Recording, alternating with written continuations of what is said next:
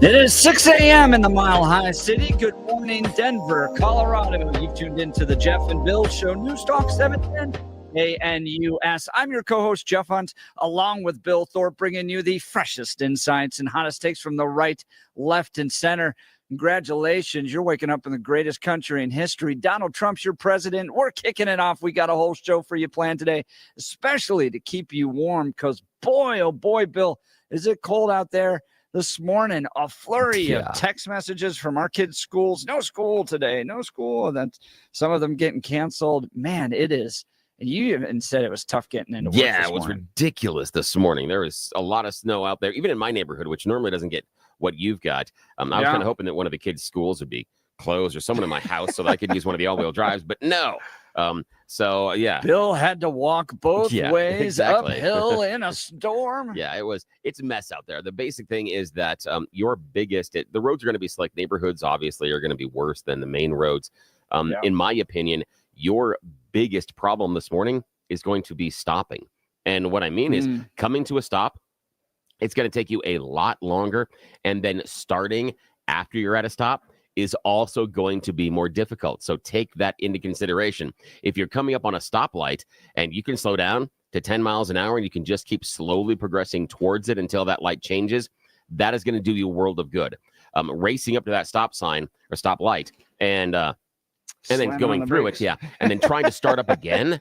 Go through it sideways. Oh, yeah, it's going to be awful. And I had a couple of cars in front of me that did that would stop at the stoplights this morning and then getting going again. Even the Jeeps and the pickup trucks had a little bit of trouble. The pickup trucks, again, if you're running a rear-wheel drive on the pickup truck, remember, it's light in the back. So you're lighter back there. You don't necessarily have the weight. So just take it slow. And more than anything else, if you can avoid stopping for whatever reason, I'm not telling you to run stop signs or stop lights. That don't do maybe what I did in one of our neighborhood stop signs this morning and just go through it. Maybe don't do that. If you're out for a morning jog, be careful. You never know. When Bill Thorpe is just going to go right through. I looked, it wasn't like I didn't go, to just blow through it, but I came in, I was going like 5 miles an hour and I'm like, there's no way I'm going to stop here if anybody, Because it's hard to get going again. Oh, exactly. Right. So I just looked, left, right, and I'm creeping forward. There are no lights, no people. All right, we're going through this one.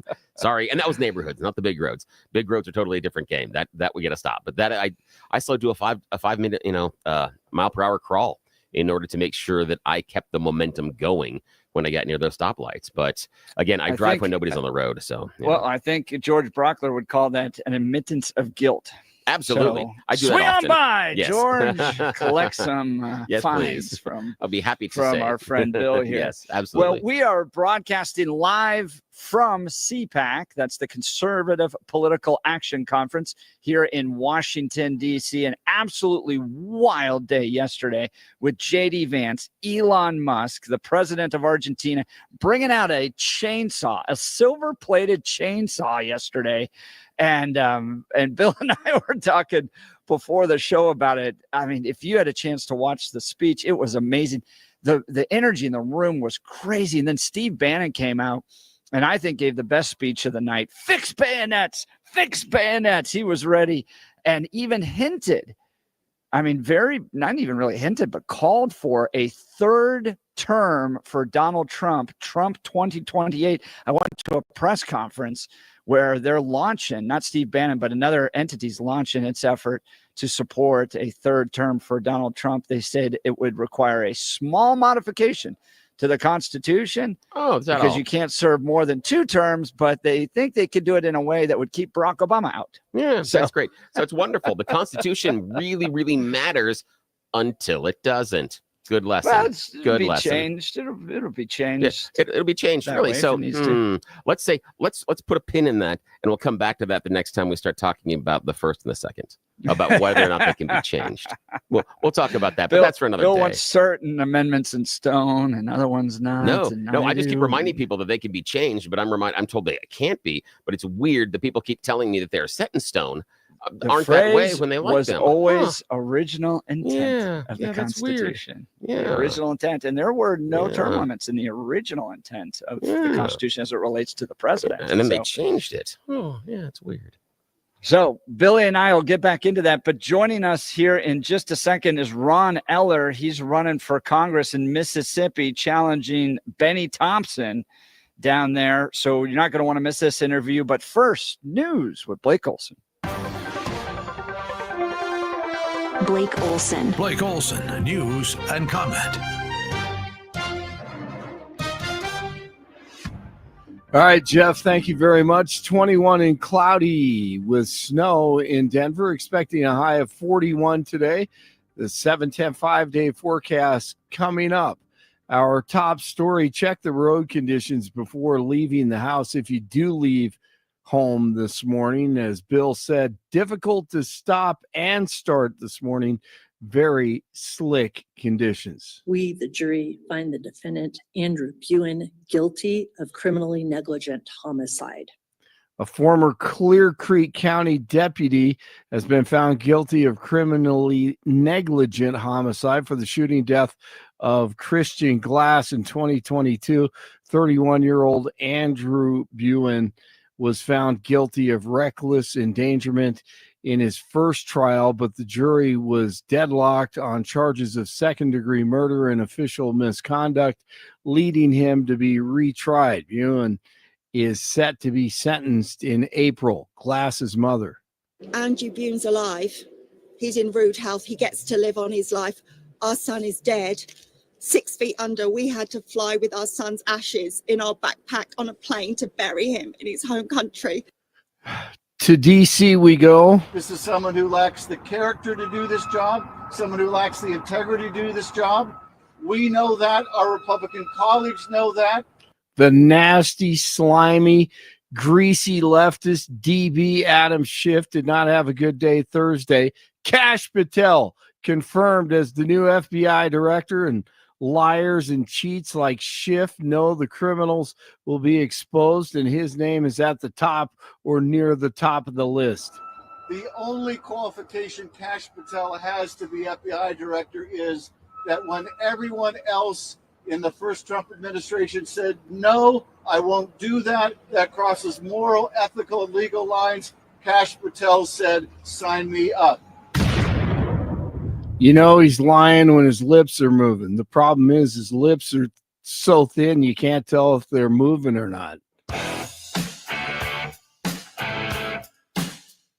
A federal judge says DJT's mass firings of government employees can resume for now. The judge rejected a lawsuit saying the federal court was not the appropriate avenue for it. At CPAC, Argentinian President Javier Milei, as Jeff just talked about, brought out his chainsaw for Elon on stage as Doge continues to shred spending. And what a scene. The crowd loved it.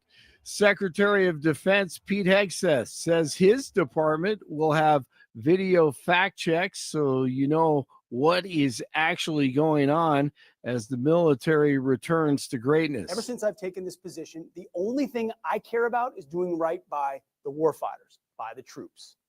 In short, we want the biggest, most badass military on the planet, on God's green earth. I'm in this room right now, but I'm not alone. Behind the camera are lots of vets and military family members, along with other people who, like you, are invested in exactly what that core mission is. So when we make decisions that are misreported in the media, we're going to try to get to you as quickly as possible. And not just me, it'll be other people as well. So you understand the real thought process behind them and then how they relate to our core mission of fighting and winning war, hopefully deterring them, but fighting and winning wars, and then how we spend your taxpayer dollars wisely to accomplish that mission.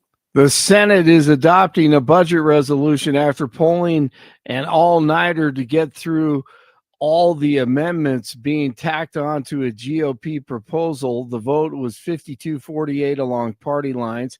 The so-called vote-a-rama began last night at the Capitol and lasted until the early morning hours. Senate Democrats filed dozens of amendments in opposition to the budget plan. Rand Paul talking spending and common sense. $2 million spent in Guatemala for sex changes.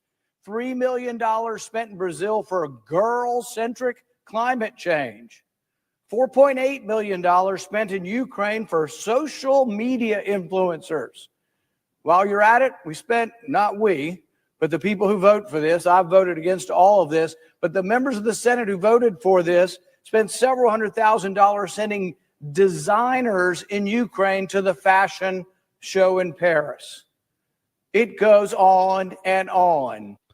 The president is clearing out all the illegal alien criminals sent to Guantanamo Bay. The Homeland Security Department said Thursday that the 177 Venezuelans being detained at the naval base were put on 2 passenger planes Thursday morning and sent to an airfield in Honduras, where another plane will take them back to Venezuela. Luigi Mangione will be back in court today. The 26-year-old accused of killing insurance CEO Brian Thompson in December is scheduled to appear this morning in New York's Supreme Criminal Court. Mangione has pleaded not guilty to murder. News brought to you by Lair Fireplace and Patio, Denver's premier source for everything fireplace, patio, and grills, locally owned and operated since 1954. Online at lairfireplacepatio.com. Canada beat Team USA revenge match last night 3-2 in overtime in the championship hockey game of the Four Nations face-off. Nuggets over the Hornets last night. It's 18 in Arvada, 17 in Castle Rock, 21 in Denver. Be careful on the roads once again this morning. Jeff and Billy continue. And are able to expose themselves to all kinds of different things that can help engender empathy and understanding.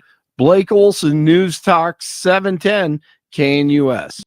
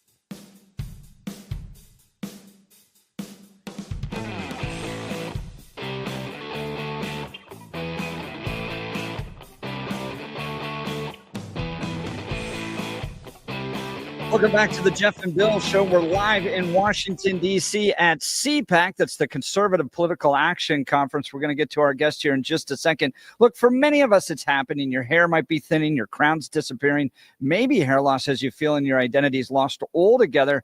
Well, I got good news for you. It's an incredible yet simple one-day treatment that starts growing your own natural hair the very next day, and it's guaranteed to grow for life. It's the Advanced FUE from Advanced Hair. Look, we've all seen the pills and lotions that come with monthly subscriptions. They help retain what you have, but what if what you want is your own natural hair permanently in specific areas? From Advanced Hair's state-of-the-art facilities to their world-class Dr. Tanya Paul's, it's not maybe your hair will regrow. It's guaranteed that your new hair will grow. You decide how much, how thick, and where. It's why Advanced Hair is the winner of Westward's Best of Denver. For your free consultation, $250 off and 250 free hair grafts. Give them a call today. It's 720-459-HAIR. That's 720-459-HAIR, or visit advancedhair.com. That's advancedhair.com. All right, so we're back at CPAC this morning. It's day 2 of the entire conference. It'll wrap up tomorrow. Word on the street is Donald Trump's going to be addressing the CPAC crowd tomorrow. Today, great lineup of folks as well. It's going to be a ton of fun. But a lot of the folks you get to meet out here are either advancing a cause, like we talked about the blood clots yesterday, others candidates. And one candidate that's come by is Ron Eller. He's running for Congress down in Mississippi, and he's challenging Bennie Thompson. Now, Bennie Thompson was the chair of the January 6th committee. Is that right, Ron? Correct.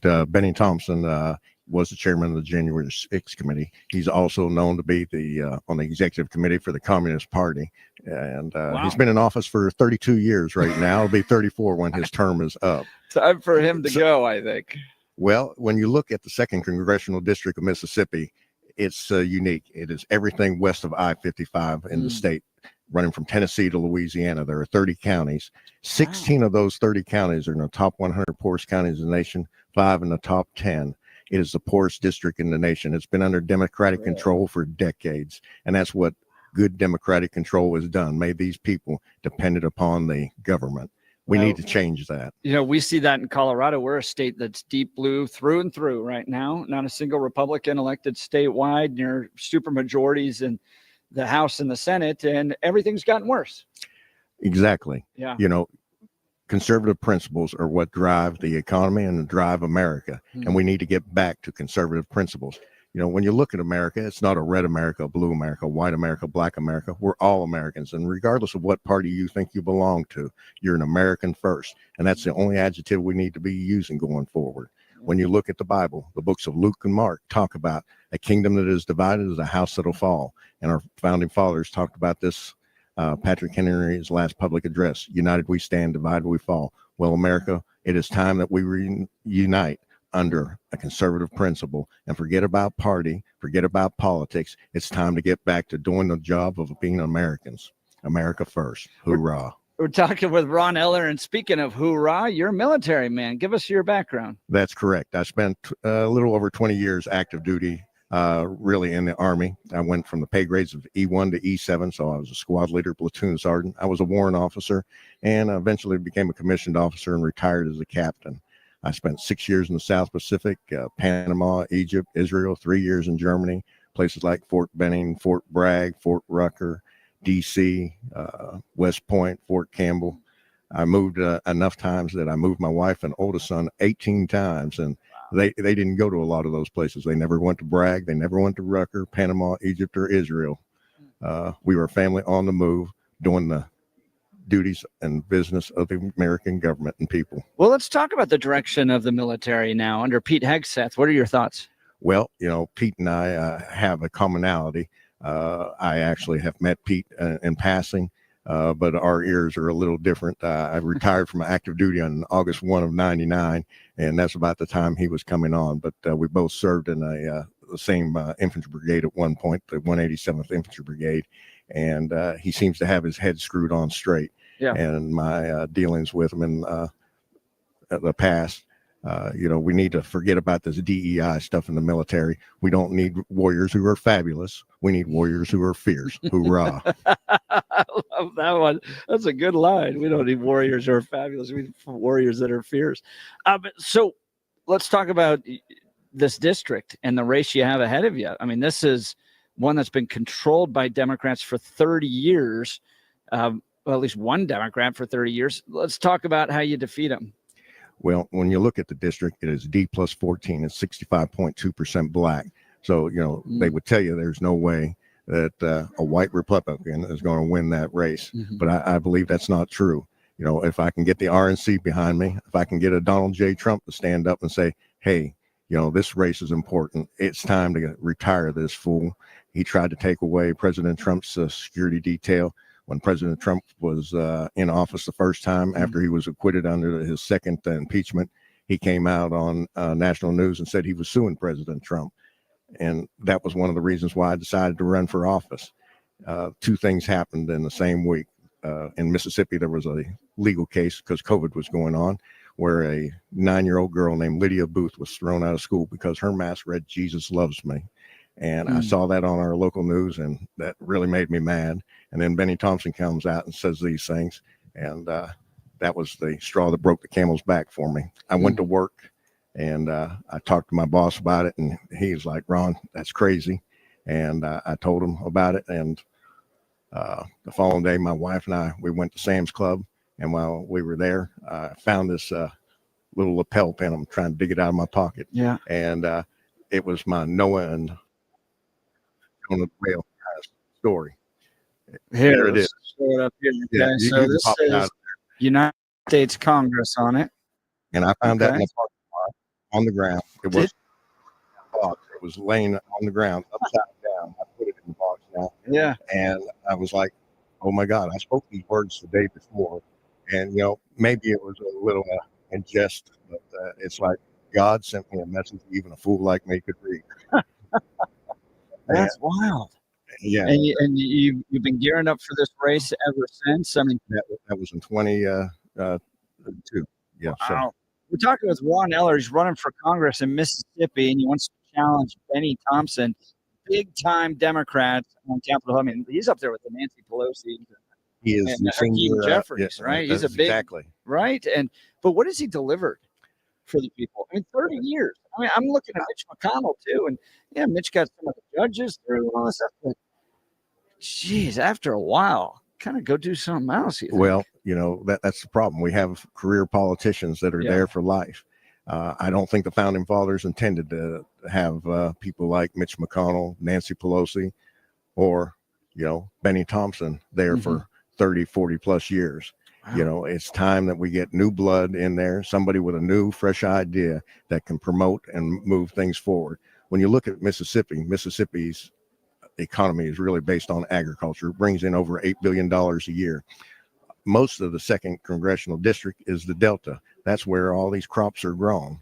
And there was a project that's still on the books called the Yazoo Backwater Project. It would prevent flooding. They've built the levees back in the 40s and 50s, and now they just need to install the pumps.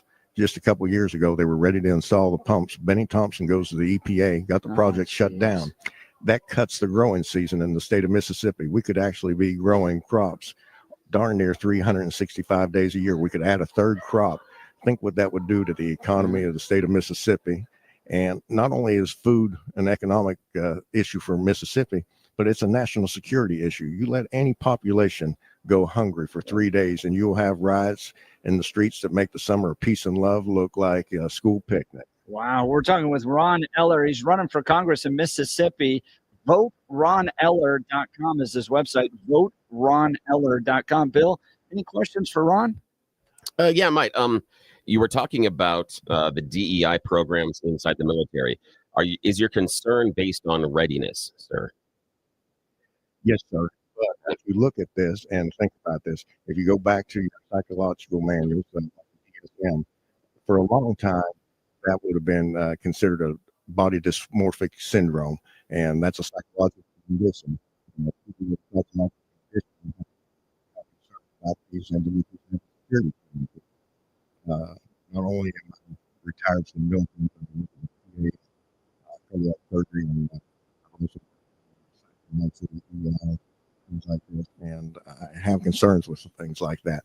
While I was in the military, one of those things I used to do as a PA was review people for security clearances. And I remember one individual I turned down, not because of anything like that, but, you know, the young man had 12 different times that he had a sexually transmitted disease. And I said, well, he's going to screw the country's secrets away. He doesn't need a security clearance. So one time we defined homosexuality as a mental disorder. Do you think that it still is, or has that changed? Well, you know, that's a tough question. I would tell you, you know, the Bible would tell you it's a sin. But I would tell you from the military standpoint, I think that's one of those times I have to give Bill Clinton credit. Don't ask, don't tell. You keep what you do in your bedroom private, and we'll leave it at that. You know, I would not hold that against you.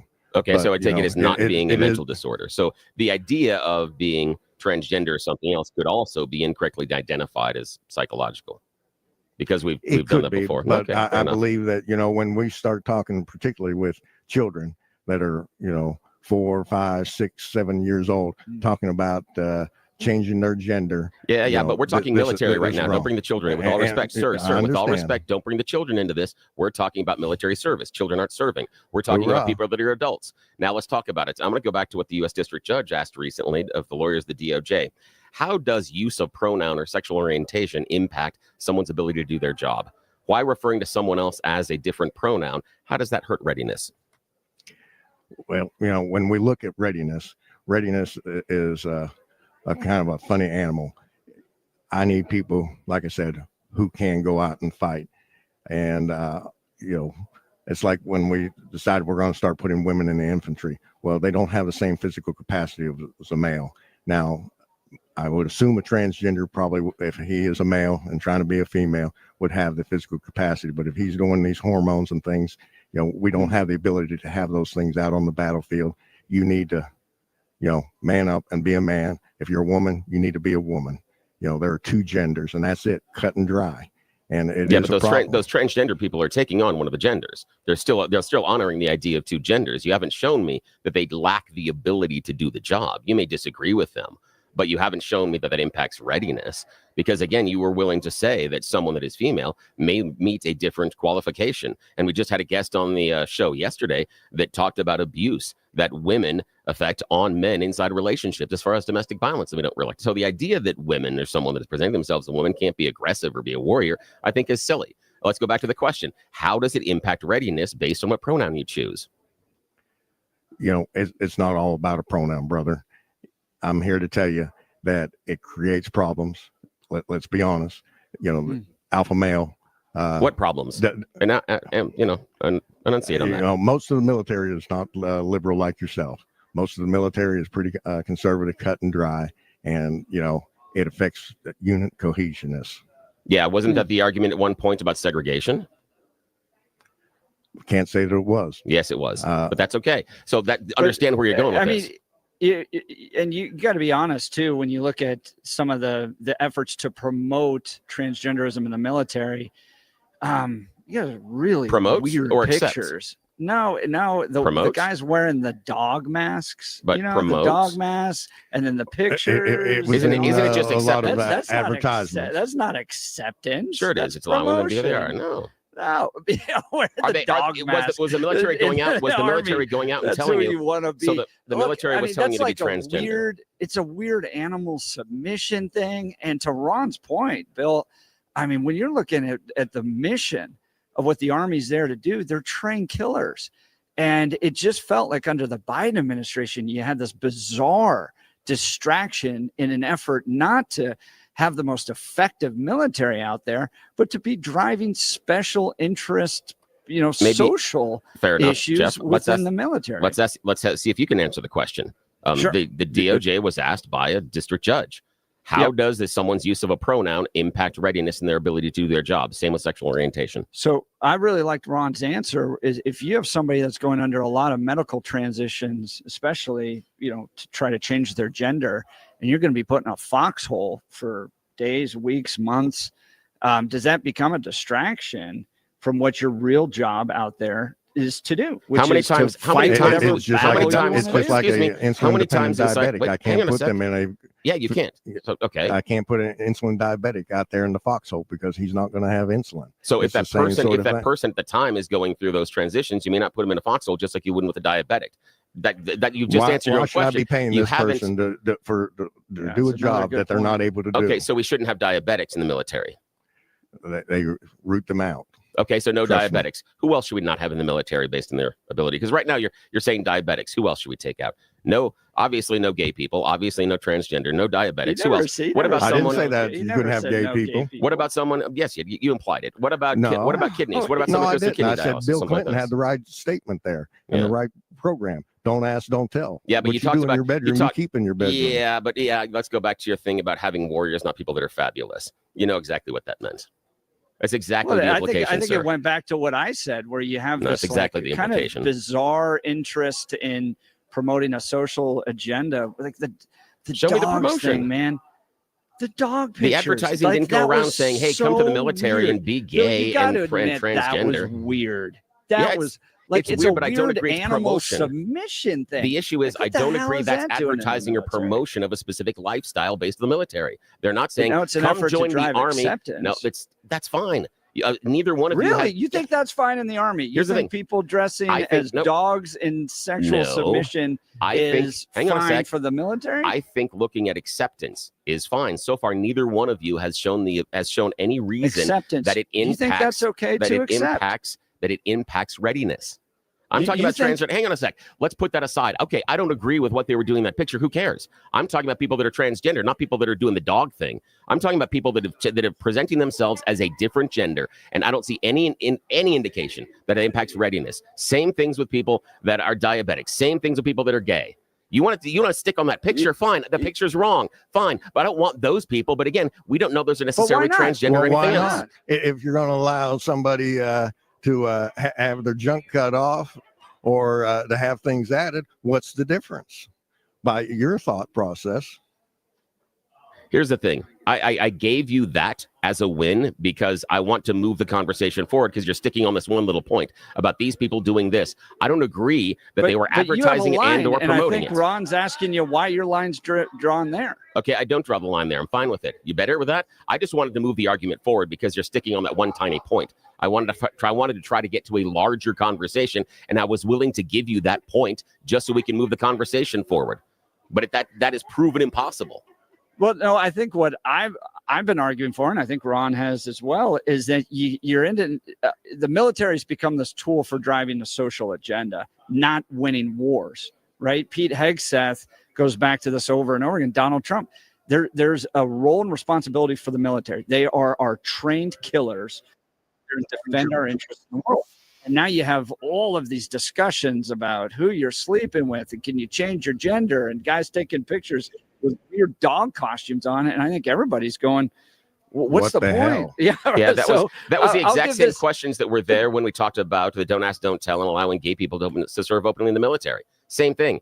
It was the same BS argument then. It's the same BS argument now. Neither one of you have shown that it impacts readiness. No, Bill, you just admitted you have a line, and I asked you where the line was drawn. No, and what why I did you is, drew it hang on a sec. there. And I told Everybody you, has a hang on a sec. line. I told you I drew that line so that we could advance the larger conversation. If that's something you want to object to, fine. I'll let you object to it and say, fine, we shouldn't have that. Fine. But again, I was trying to advance the larger conversation because both of you were avoiding the point. You weren't dealing with the transgender issue or the gay issue. You dealt with the people in the dog costumes. I thought we no, dealt you with brought it in. fine. No, you didn't. You didn't answer Ron, it. You had an answer, but you didn't talk about readiness. Here. So I want to give Ron the final word. Go ahead, Ron. You know, gay people in the military, like I said, Clinton had the right policy. Don't ask, don't tell. What you do in your private bedroom, you keep in your private bedroom. When you bring it out and you put it in the uniform, then it's a problem because you're representing the United States of America. You're supposed to be there to represent the United States of America, and we're supposed to keep that in the highest standards. And by going out and broadcasting your lifestyle, that's not representing America. That's representing yourself as an individual. Yeah, because no Hoorah. gay people in All America. right. That's great. Well, Ron Eller, Good job thanks there. so much. You can learn more about Ron Eller by going to voteroneller.com, voteroneller.com. That was a really fun conversation. You did great with Bill. They're not even, Bill, they don't even have I heard about you, Bill, They're hearing before about I you all came at on here. CPAC. I'm glad you played. This was fun. I appreciate that. I appreciate the interaction. You were great. I really appreciate it. You were honest, and I appreciate the conversation. All right, we'll Cool. continue. You're listening to the Jeff and Bill Show live from CPAC in Washington, D.C. This is Denver's Talk Leader, News Talk 710, KNUS.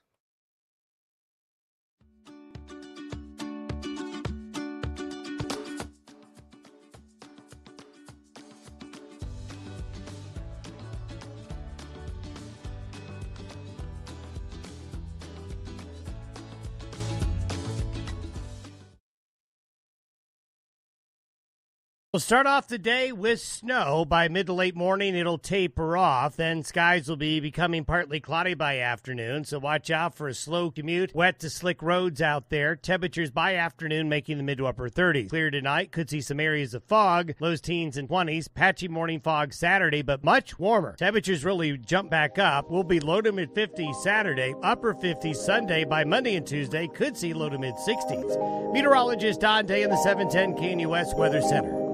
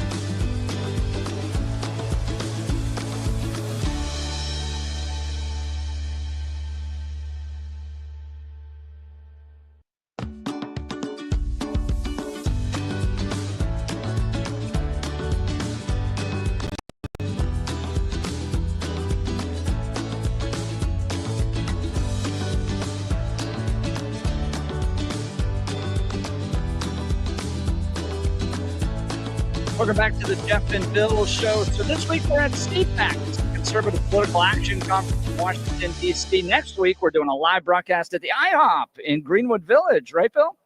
Yes, we're going to be in Greenwood Village. It's right off of I-25.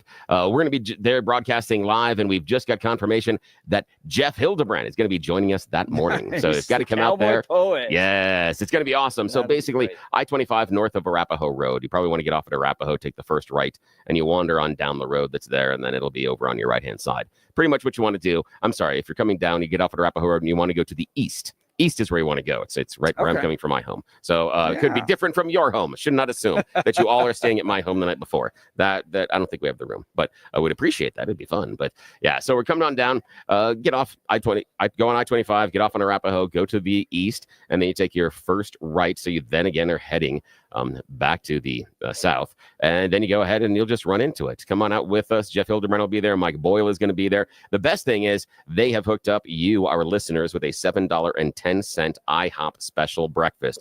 Only for listeners of KNUS that morning, $7.10. You don't get this any other time throughout the entire year unless we show up at another IHOP. So this is a special breakfast, special discount just for you guys. And also, it's something that think about, when you're running around breakfast in the morning, if you want to grab something on the way to work, you stop at one of those coffee places, you stop at the fast food place, it's going to run you more than $7.10. Yep. And this is something that is prepared fresh, hot, good food. It'll stick to your ribs. So it's fantastic.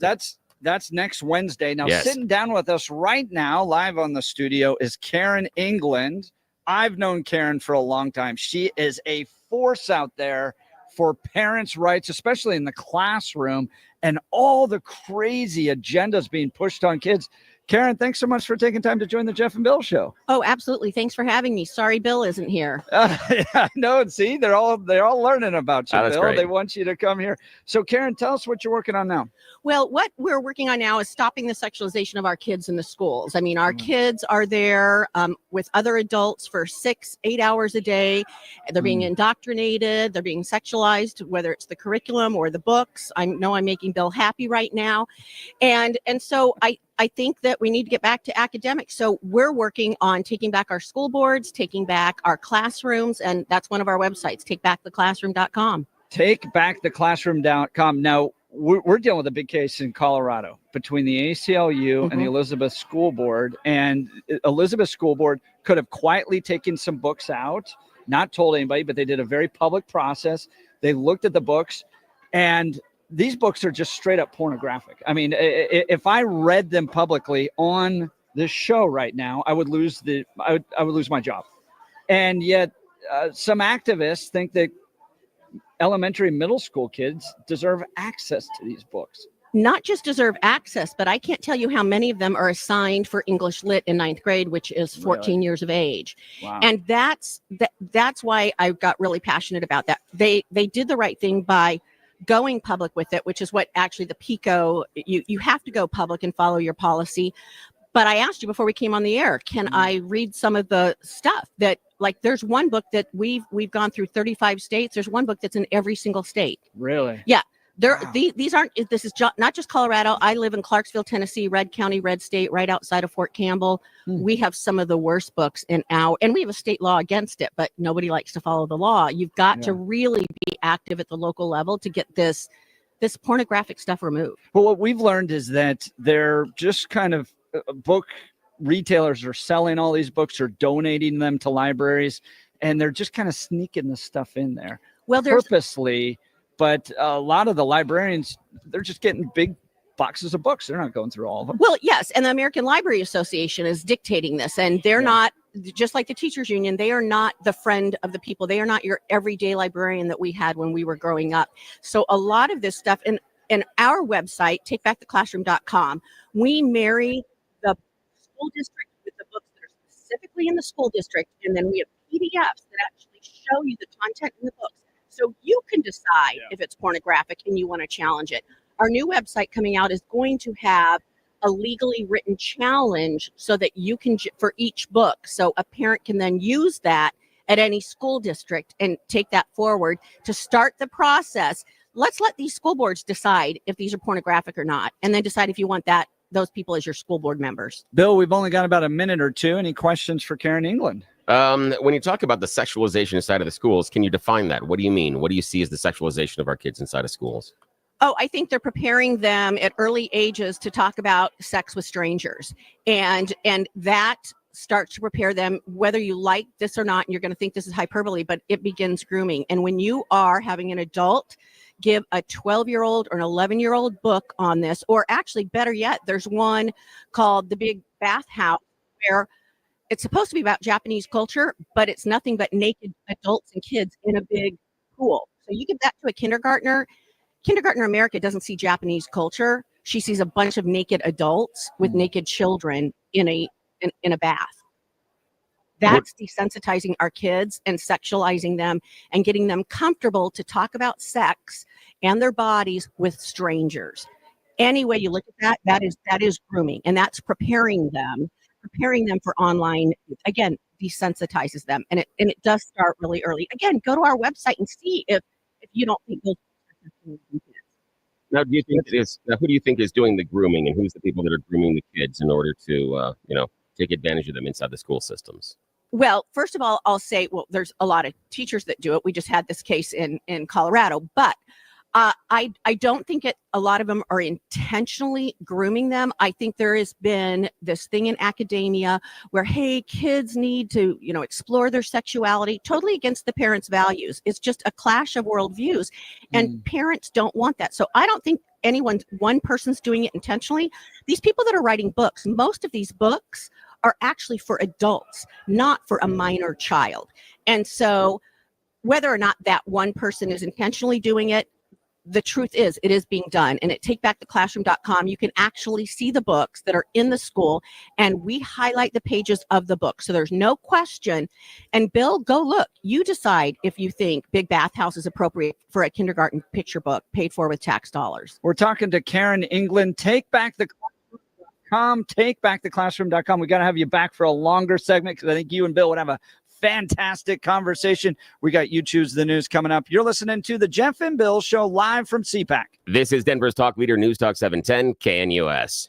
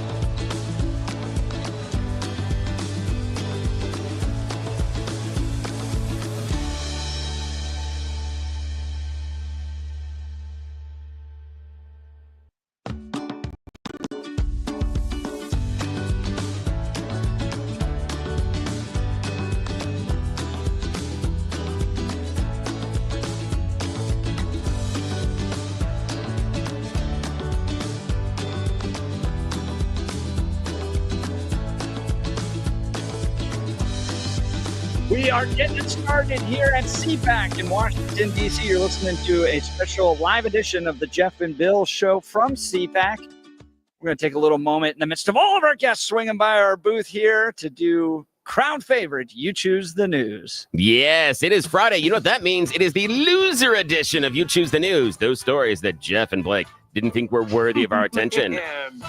You are one pathetic loser. Loser! Let's go. Loser! You're a loser! The Losers Club. Bunch of losers. You're such a loser. You made me feel like a loser! She's a loser. You are such a loser. Loser. Yes, the loser edition of You Choose the News. We bring back the stories for a second shot of glory. Those stories that were ignored by my on-air partners, Blake Olson and Jeff Hunt. So we bring them back and see if we get a second shot to find out just exactly the crazy things that us humans do. You know how this goes. Interwebs, crazy stories, different headlines. Nobody's paying attention because the people in charge don't know we're wasting valuable airtime. Alrighty, gentlemen, here we go.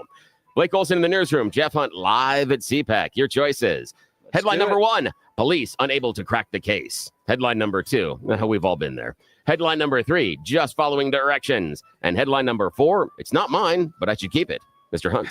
Let's start with, it's not mine. Yeah, it's not mine, but I should keep it. A U.S. woman who unknowingly carried and delivered a baby boy that was not biologically hers after undergoing IVF wants the baby back. Christina Murray of the state of Georgia became pregnant in 2023 from an IVF treatment, and became clear the embryo she was carrying did not actually belong to her, belonged to another couple. How did they know?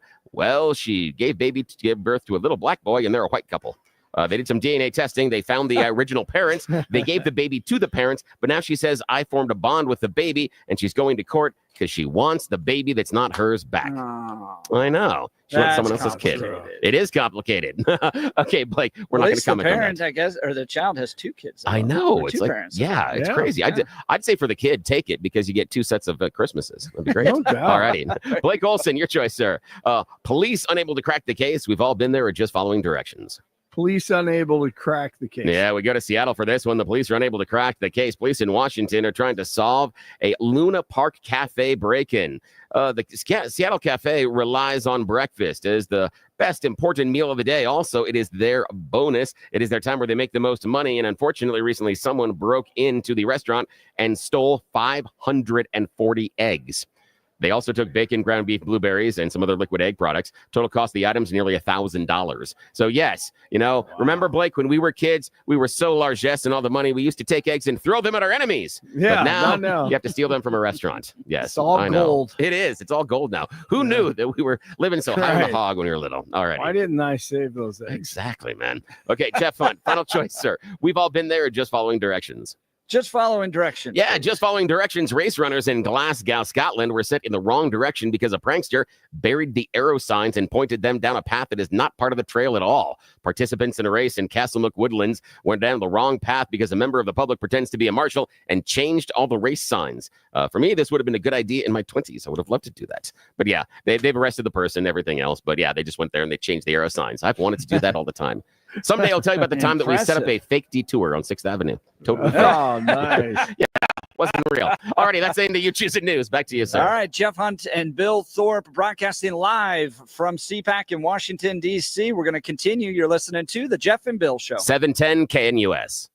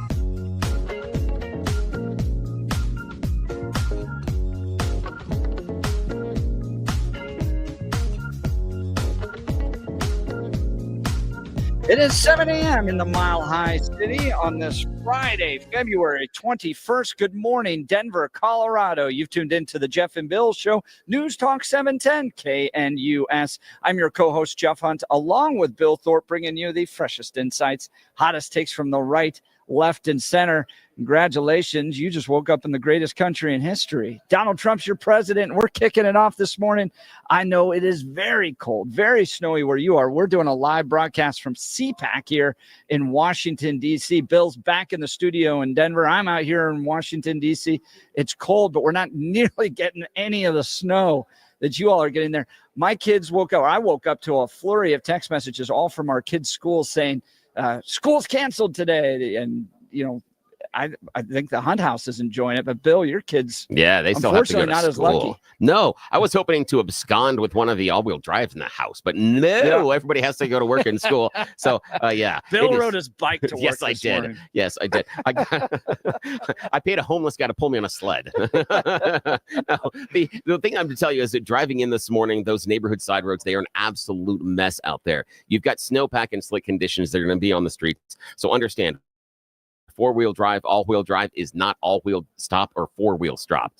The problem is going to be stopping, both coming to a stop and then also once you're stopped, getting moving again. So if you can, when you're approaching stop signs and or stoplights, if you can slow yourself and don't come to a complete stop and then continue once the light turns green, or once you see the stop sign is clear, go for it, because starting again after you stop is going to be a problem this morning, even on the major roads and even on the highways. Hearing from Adam down in the video room, things were packed there because everyone's driving so slowly. So you're expecting some extra congestion on side our highways because everyone's going to be driving so slow and the conditions are going to stink. So it's going to take you a lot of time, a lot of extra time this morning to get into work. So take your time, be slow, be careful. Do is have to call, the insurance company, explain why you're in an accident today. Or Dan Kaplan. Thank you. Speaking exactly, of that, sir. Great transition, Bill. You end up in an accident today, God forbid, an injury case. The guy you got to call, our friend Dan Kaplan with Dan Kaplan Law. I've known Dan for well over a decade. This guy's pro-life, pro-family, pro-faith, pro-America. That matters because who you choose to represent you in an injury case says a lot about you to everybody involved in the case. You want to show up with a solid guy like Dan Kaplan with that sterling reputation. Well, it's all good and everything. How's he do in the courtroom when it comes to winning? Dan is believed, listen to this, to be the only lawyer in Colorado history to win 5 straight multi-million-dollar verdicts in Colorado crash cases. Dan is also believed to have won the largest truck crash verdict in Colorado history. Dan Kaplan Law is so trusted that he's the official law firm partner of the Denver Nuggets and the Colorado Avalanche. Dan Kaplan Law is a serious firm for serious cases. Dan accepts righteous injury cases on a percentage fee basis so that he can represent good people from all walks of life without regard to ability to pay. So if you need Dan's help, here's his phone number. This could help you out, especially this morning. Here you go, 303-770-5551. That's 303-770-5551, or hit dankaplanslaw.com. That's Dan, CAPLIS Law.com. Coming up after news and comment with Blake Olson, we're going to be talking with folks from the National Council of Resistance of Iran. They're like pointing out where the nukes are, dude. This is going to be a crazy conversation. You're not going to want to miss it. Let's check in first with Blake Olson. Blake Olson. Blake Olson, news and comment.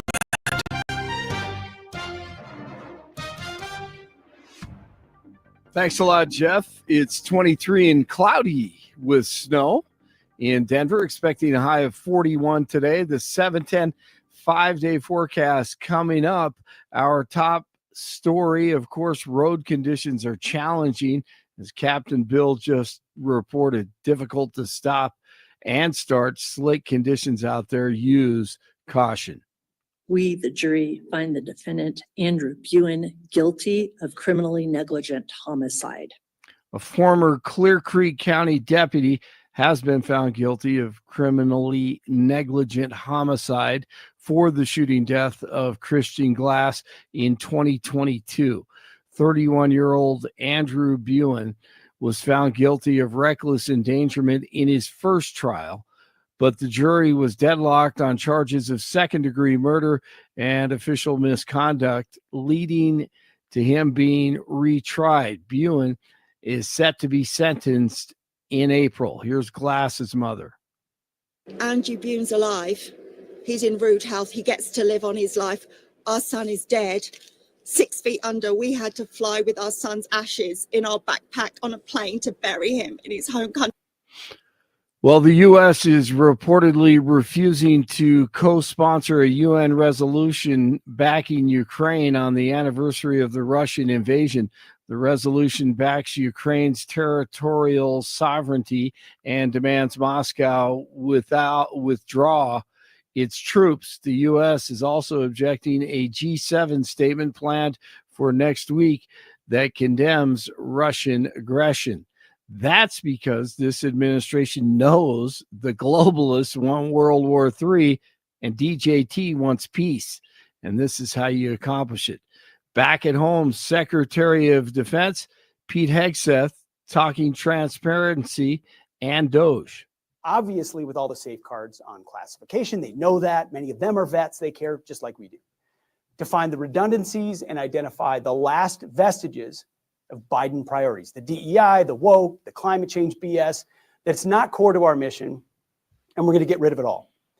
With Doge, we're focusing as much as we can on headquarters and fat and redundancies and top-line stuff that allows us to reinvest elsewhere.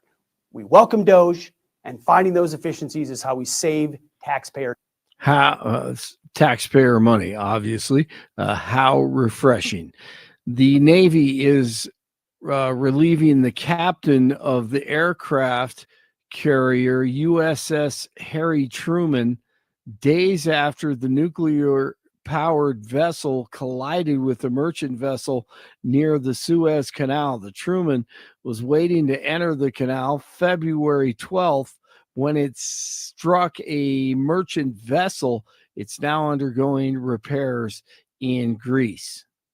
You rise to the level of your sycophancy, and no one is a bigger or more dangerous sycophant than Kash Patel. That is the dirty lying Adam Schiff right there. He did not have a good day on Thursday. Kash Patel confirmed as the new FBI director, and cheats like Schiff know all the criminals will be exposed, and his name will be right there. Deep state swamp creature. This political hack does not deserve to be in this building. He can't do the job. He won't protect the public. He will misuse the resources of the Bureau. He will weaponize it against the president's political opponents rather than protecting the public safety of the American people. You know he's lying when he opens his soup cooler. A federal judge says President Trump's mass firings of government employees can resume for now. On Thursday, the judge rejected a lawsuit saying the federal court was not the appropriate avenue for it. At CPAC, Argentinian President Javier Milei brought out his chainsaw for Elon on stage as Doge continues to shred spending, and the crowd loved it. The Denver judge is allowing a Medicaid transportation provider to keep operating while it takes the state to court. State officials ended a contract with MedRide earlier this month, accusing the company of violating Medicaid program rules. The judge ruled that MedRide can continue to offer rides to patients for the next 2 weeks. He also ordered the company to work with the state on setting another hearing to evaluate its status. Hey, time to get smarter this morning. Victor Davis Hanson says this isn't a revolution. This is a counter-revolution. We don't really appreciate what we've been through with 8 years of the Obama revolution and the 4-year more radical third term of Obama, using or employing the waxen effigy of Joe Biden. A revolution that we've experienced was a cultural, economic, political, social revolution. It was very similar to the French Revolution under the Robespierre brothers. We should remember what they tried to do. They changed the days of the week. They renamed things. They tore down statues. They went after the church. Does this sound familiar? Yes, it does. Canada beat Team USA 3-2 in overtime in the championship game of the Four Nations face-off last night. They get back at the U.S. after that loss a few days ago. The Nuggets back in action last night. They beat the Hornets. It's 20 in Broomfield, 22 in Lone Tree, 23 in Denver with snow in the metro area. Jeff and Billy continue. There need to be Democrats who walk the walk and talk the talk. There is an insane amount of hypocrisy. Blake Olson, News Talk 710 KNUS. We'll start off the day with snow. By mid to late morning, it'll taper off. Then skies will be becoming partly cloudy by afternoon, so watch out for a slow commute. Wet to slick roads out there. Temperatures by afternoon making the mid to upper 30s. Clear tonight. Could see some areas of fog. Lows teens and 20s. Patchy morning fog Saturday, but much warmer. Temperatures really jump back up. We'll be low to mid 50s Saturday, upper 50s Sunday. By Monday and Tuesday, could see low to mid 60s. Meteorologist Don Day in the 710 KNUS Weather Center.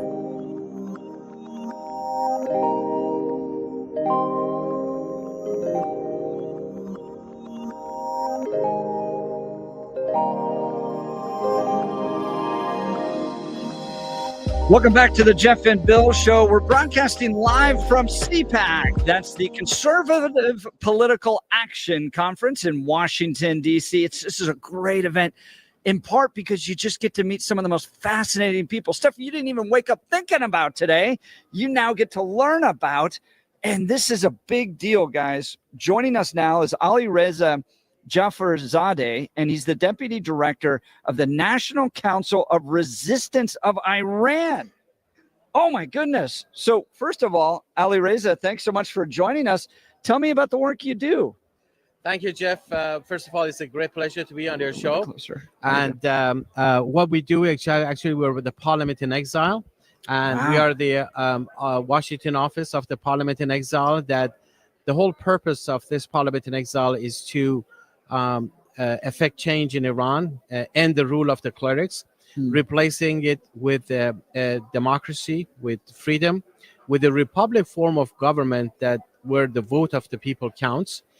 We favor separation of religion and state, gender equality, freedom of the press, freedom of political parties, free market economy, peace in the Middle East, and a non-nuclear republic Iran. And we emphasize on the ballot box as the sole criteria for legitimacy in Iran. And this is not, something that hasn't existed for about 100 years in Iran. Every time there are dictatorships stealing it until the people overturn that dictatorship.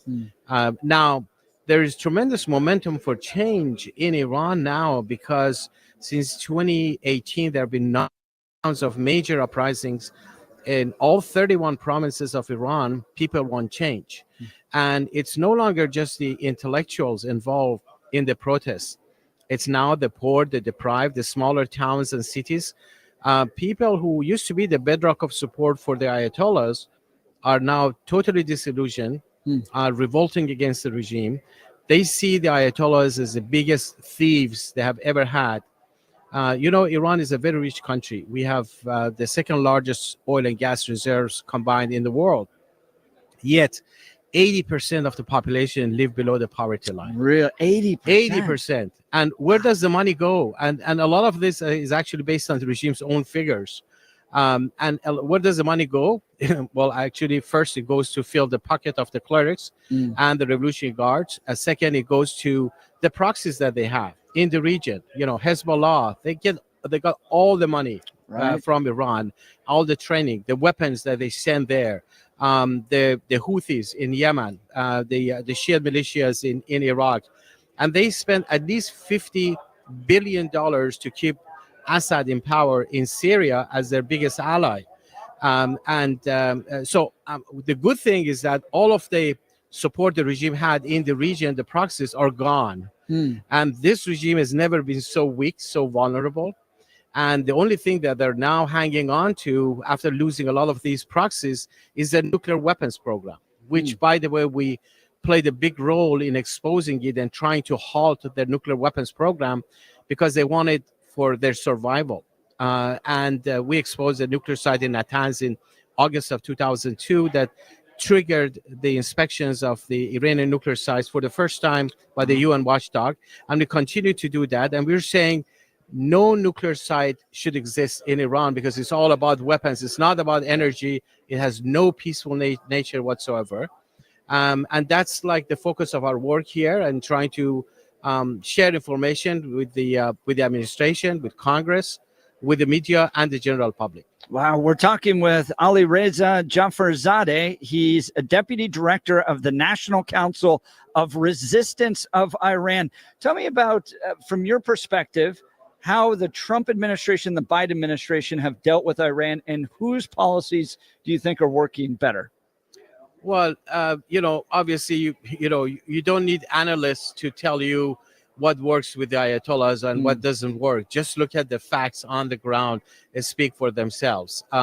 When the money was provided to the Iranian regime during the Iran nuclear deal, that was during the Obama administration, and continued afterwards, that money, which was supposed to improve the Iranian economy and by extension affect, taming the behavior of the Iran regime to focus more on improving the lives of the people and less on their terrorism, it went exactly the opposite.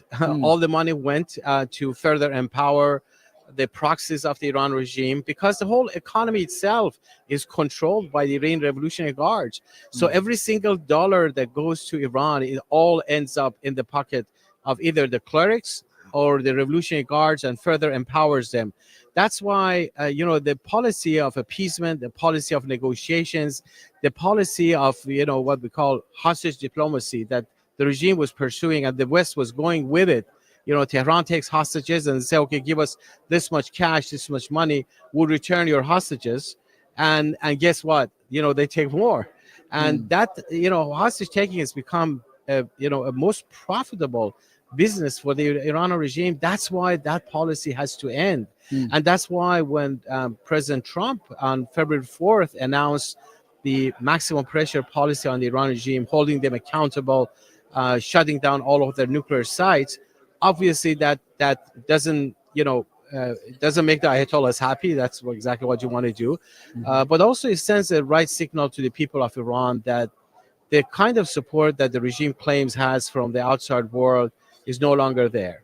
And but I think what we need to focus is to make sure, that policy is implemented, backed by Congress as well. We're working very hard on Capitol Hill, building a bipartisan support, but also the policy would include creating space for those on the ground who want to bring about change in Iran. There's no need for boots on the ground or appropriating money. There are people on the ground known as the resistance units. These are mostly young people who are confronting Revolutionary Guards. The same movement, the NCRI that exposed all the nuclear sites of Iran, has extensive network inside the country, and they're acting as engine for change in Iran. There needs to be support for them, meaning that the only point I mean by support is that recognizing the right of the people to overthrow the regime, recognizing the right of these resistance units to confront the Revolutionary Guards, to push back against them. Because at the end of the day, no matter how much work you do from outside, it takes forces on the ground, people on the ground, to bring down the regime. That's how it happened in Syria, and that's how it will happen in Iran. So those on the ground are most crucial, and that's what we're focusing on. I'm talking to Alireza Jafarzadeh. He's the deputy director of the National Council of Resistance of Iran. How can they do that if all the guns belong to the Revolutionary Guard? How could the people rise up? Exactly. So that's the dilemma, and that's the challenge. And unfortunately, the policy of negotiation. There's no Second Amendment in Iran, right? The right to bear arms. There's no amendments, not whatsoever. And they have all the guns in the hands of the Revolutionary Guards, who are using it in the most destructive way. That's why they're the world's leading state sponsor of terrorism. And unfortunately, the outside world over the years had recognized this situation, saying, okay, that's the way it should be. Let's just deal with the Ayatollahs, as though Iran is only represented by the mullahs who are ruling it. No, there is a very extensive, vibrant organized force on the ground who have been fighting the regime. Wow. Now, that equation can very quickly change. Look at the situation in Syria. Assad had all the, perhaps the best army among the Arab nations, one of the best armies around the Arab nations in the region. And he had the full backing of the Iran regime in Syria. Right. And They Russia. were, Yeah. and the Russians. Yeah. Actually, the Quds Force, which is the force within the Revolutionary Guards that does nothing but terrorism, they were heavily behind propping up Assad. They had as many as 100,000 of the Iranian proxies in Syria fighting to keep Assad in power, including at least 20,000 of Hezbollah and so many others, there. But at the end of the day, with all of the things they did, when the time came, when the regime was weak, when the support of the Iran regime in the region got weak, and the momentum shifted, it only took 11 days for the organized opposition on the ground to bring down Assad, and he escaped, and the whole thing collapsed. And of course, you needed the force on the ground. But my point is that there's enough weapons in Iran. There's enough will in Iran on the part of the population. If we recognize the legitimacy of those who want to confront the regime, who want to bring them down, they will find a way to confront the Revolutionary Guards. And that's all we need to do. You will see that dictators seem to be very invincible, seem to be very powerful until they're not. Exactly. Right. And it goes quick. There's a ton of examples of that everywhere. And the mullahs are no exception, even though, yes, they're very, very repressive. They're very unique in terms of their repression and using terrorism and all of that. But all of the perception of power that they had created over the years is now gone.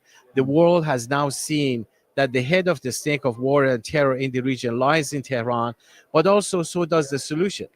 The solution to the whole region. Think about a free Iran, a democratic Iran, a government. It'd be beautiful. What an impact it will have in the region. Yeah. Well, and I've had some dear friends that are Persian, and great people, great culture, and it's just lacking that freedom. Yes. We're talking with Alireza Jafarzadeh. He's the deputy director of the National Council of Resistance of Iran. Bill, any questions for Alireza? Yes. Thanks for your time this morning. And Alireza, I'm not going to last name because it's better for me to apologize for not using it than to apologize for the mispronunciation. I'm just going to let you know.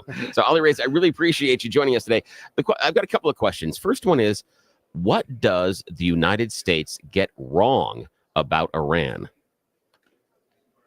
I think the most important factor they get wrong about Iran is that they don't see the people on their side. They don't realize that Iran is not represented by the mullahs, and the vast majority of the population of Iran are opposed to the Iran regime. Second, they thought that, well, this regime, like many other regimes around the world, if we give them what they really need, we can just get them to work with us. We can negotiate with them. We can get them to comply and work with us. We can moderate their behavior. Look at all the other examples around the world. They think the mullahs in Iran are the same as other dictatorships around the world. That's the second mistake. And that's why various administrations over the years, and also in Europe, got engaged with the negotiations with Iran, gave them what they want, and made the mullahs even more aggressive. So these are the two factors that need to change. And I think the second factor, which is the policy, I think we're in the right direction, not just here, but also in Europe. I think the Europeans have also understood that whatever they have done has backfired.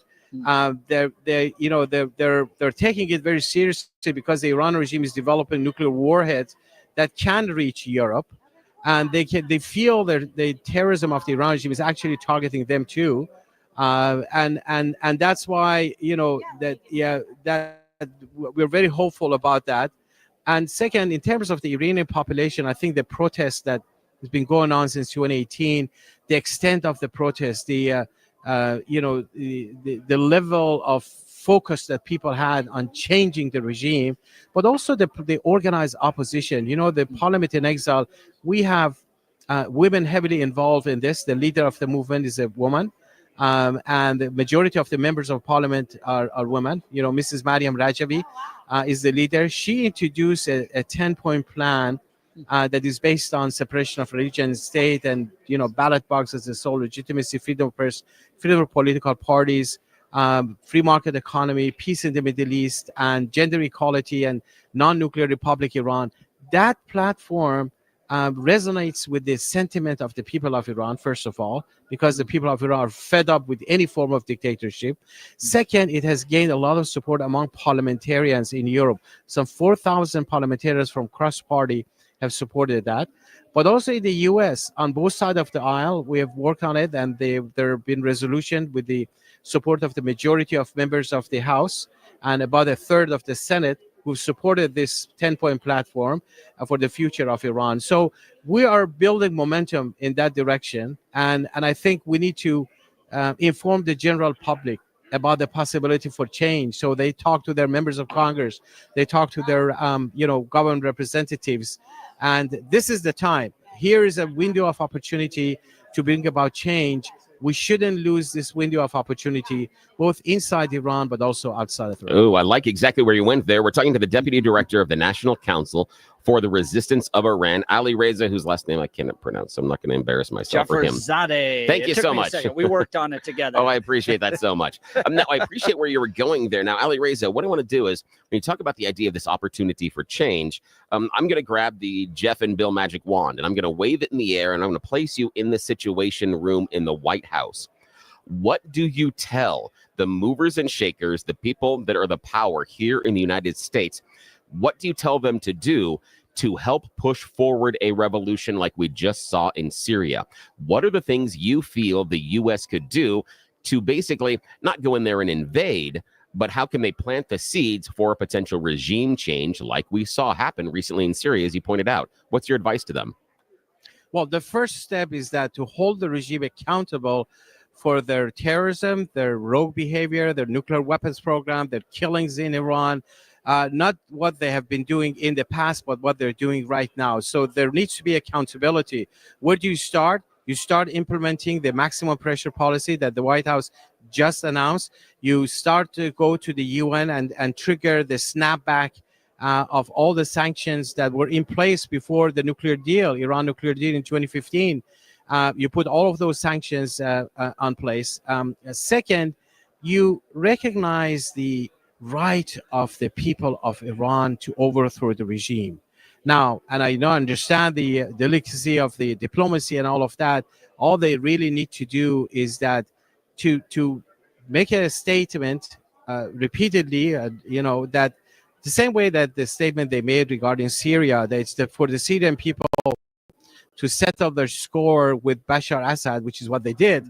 The same situation exists regarding Iran. The people of Iran have the right to determine their future, to bring down their repressive rulers, and just go along that. There's no need for boots on the ground, no appropriation of money, none of that. And there is a force on the ground who's been doing that. We expose all the major nuclear sites of Iran, the NCRI. We have a platform that many people, the 10-point plan of Mrs. Rajavi, many people in the Congress and others described it as a Jeffersonian platform. And there is serious prospect for change. Every element to affect change, this movement has it. Both in terms of leadership, in terms of platform, in terms of history. We've paid a high price. Just in the summer of 1988, as many as 30,000 political prisoners belonging to this movement were massacred by Khomeini, who was the predecessor of Khamenei, in a matter of weeks, hoping that they will finish off the movement. They couldn't. And so the price has already been paid. All they need to do is just recognize this very serious reality on the ground, and the rest will come afterwards. I have one more question. That is the Deputy Director of the National Council of Resistance of Iran. Another interview here, so very quick. Alireza, my impression is that Iran is starting to lean on cryptocurrency because some of their exports of oil have been constrained.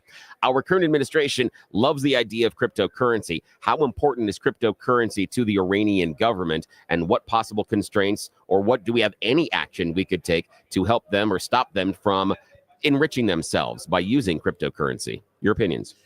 Well, my opinion is that, whatever means exist in the world, including new ways may come tomorrow, that would allow the Iranian regime to get funds, to be able to sell their oil, to be able to fund their terror operations under different pretexts. All of that has to stop. I don't care what form it takes. So long as there is currency and resources and money goes to Tehran, you need to find a way of stopping it. Talking with Alireza Jafarzadeh, he's the deputy director of the National Council of Resistance of Iran. If you want to learn more about his organization, go to NCRIUS.org. That stands for National Council of Resistance of Iran, NCRIUS.org. He's very busy today. He's got to run to another interview. What an honor to be able to talk to you today. Well, Thank this you was a so joy. much. Thank you, It's a pleasure to be with you, Jeff, and also your colleague on the line. I'm always happy to come back. I would love to Yes, follow him yes, on please. X too. He's got a big following on X, well over 40,000 folks. So he's doing some big impact work there as well. Thank you so much. We'll continue Yes, thank with you, the sir. Jeff and Bill show live from CPAC. This is Denver's Talk Leader, News Talk 710 KNUS.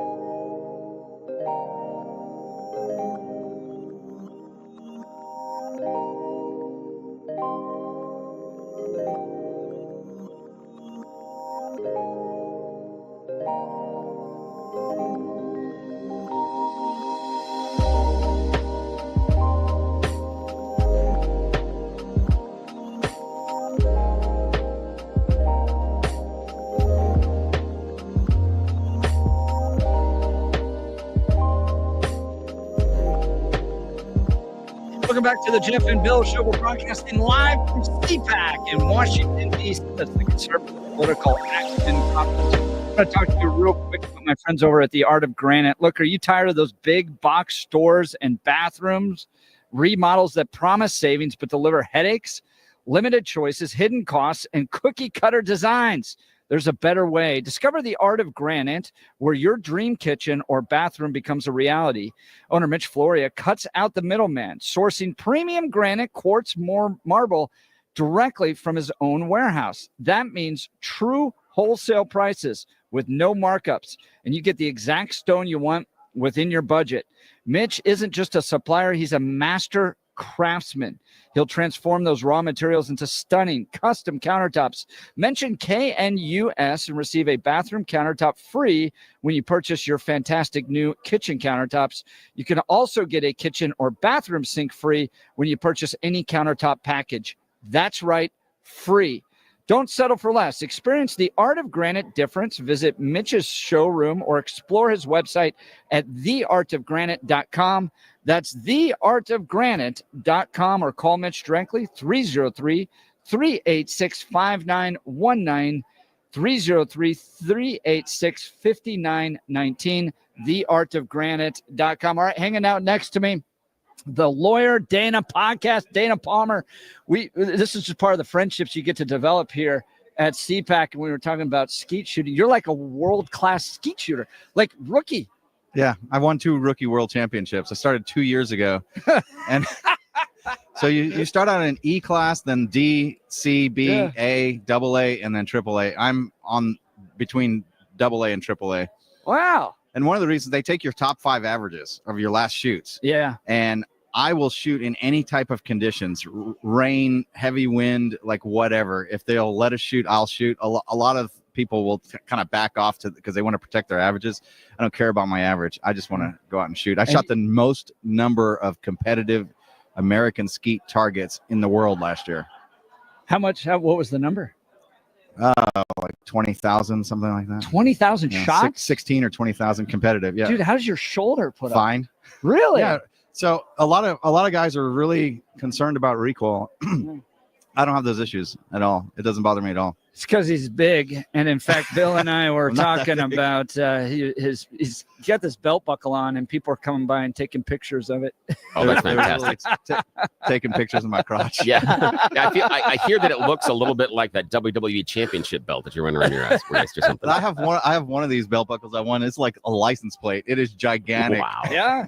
Do you know where those belt buckles came from? I heard this story. No. So the rodeo boys got a little jealous that the boxing boys got to wear their belts around.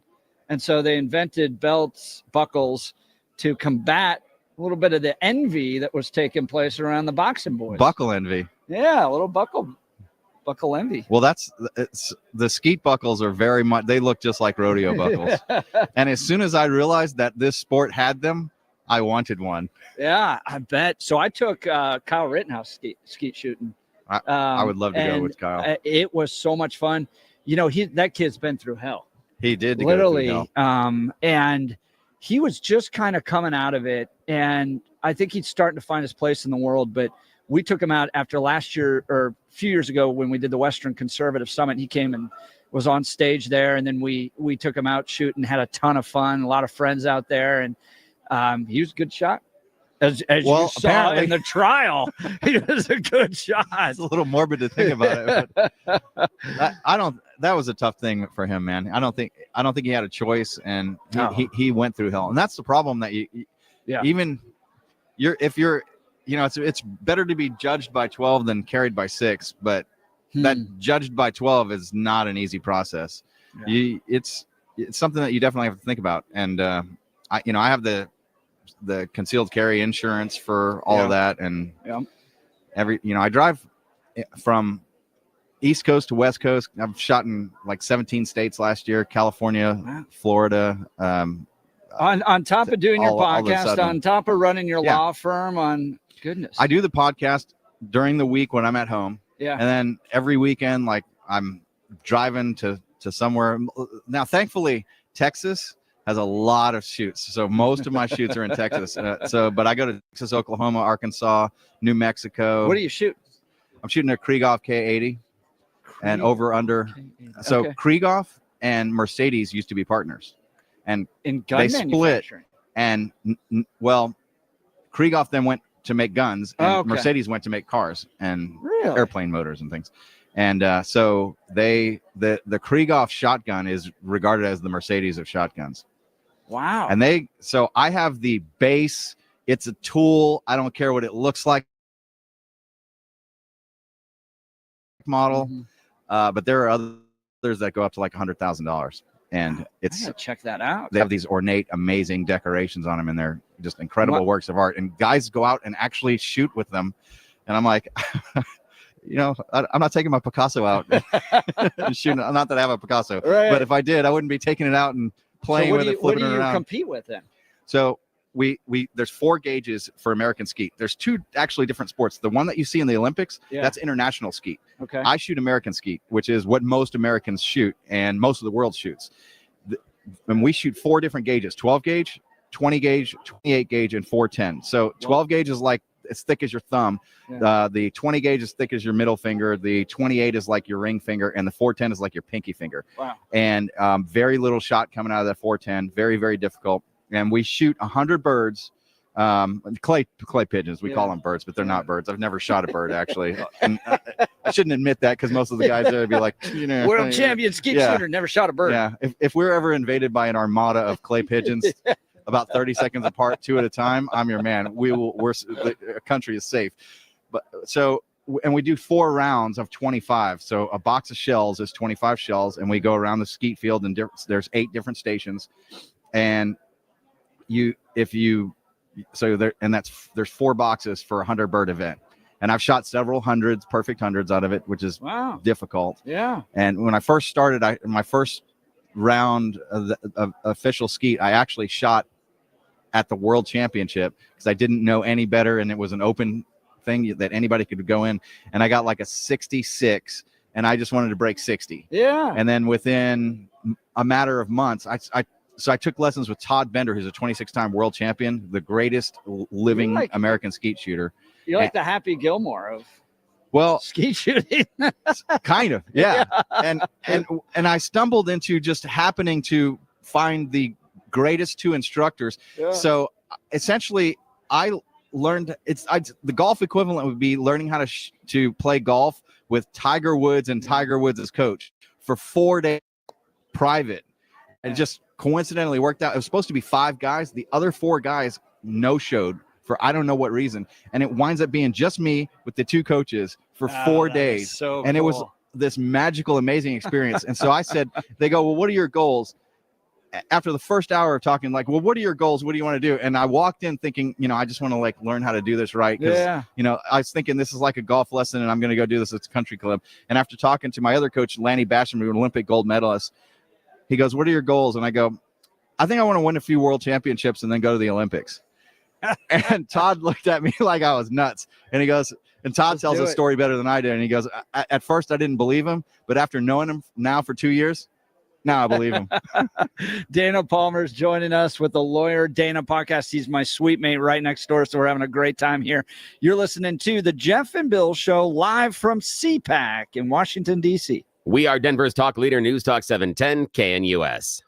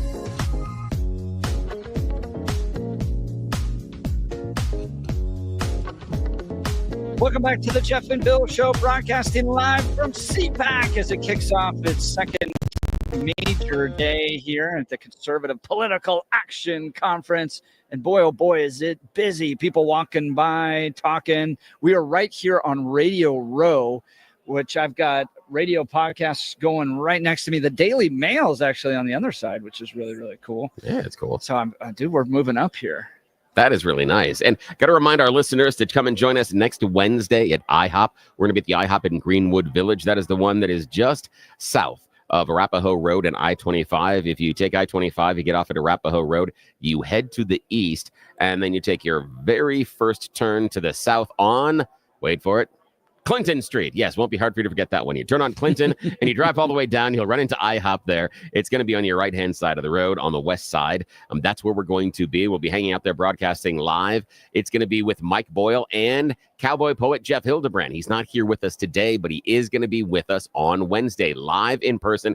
He's even going to bring some books to autograph if you are so inclined to purchase them. You can hang out, take pictures with us. Most importantly, IHOP is cutting you an amazing deal. $7.10 for a fantastic breakfast. They won't tell me what it is yet. I've asked a couple of times, and so we're going to find out. But they've said they're going to take... it includes pancakes. Yes. They said they're taking some of the best stuff on the menu and putting it together for us. It's going to be an amazing deal. They say it's definitely way below what they would charge everybody else. And that's just for our listeners. Me, Bill, I got to pay extra. Because that's they know who I am. So, but I'm happy to do that for everybody. So join us next Wednesday. We're broadcasting live from the IHOP in Greenwood Village. It's the one that's right near I-25 and Arapahoe Road. Mike Boyle's going to be there. Jeff Hildebrand's going to be there. I'm going to be there.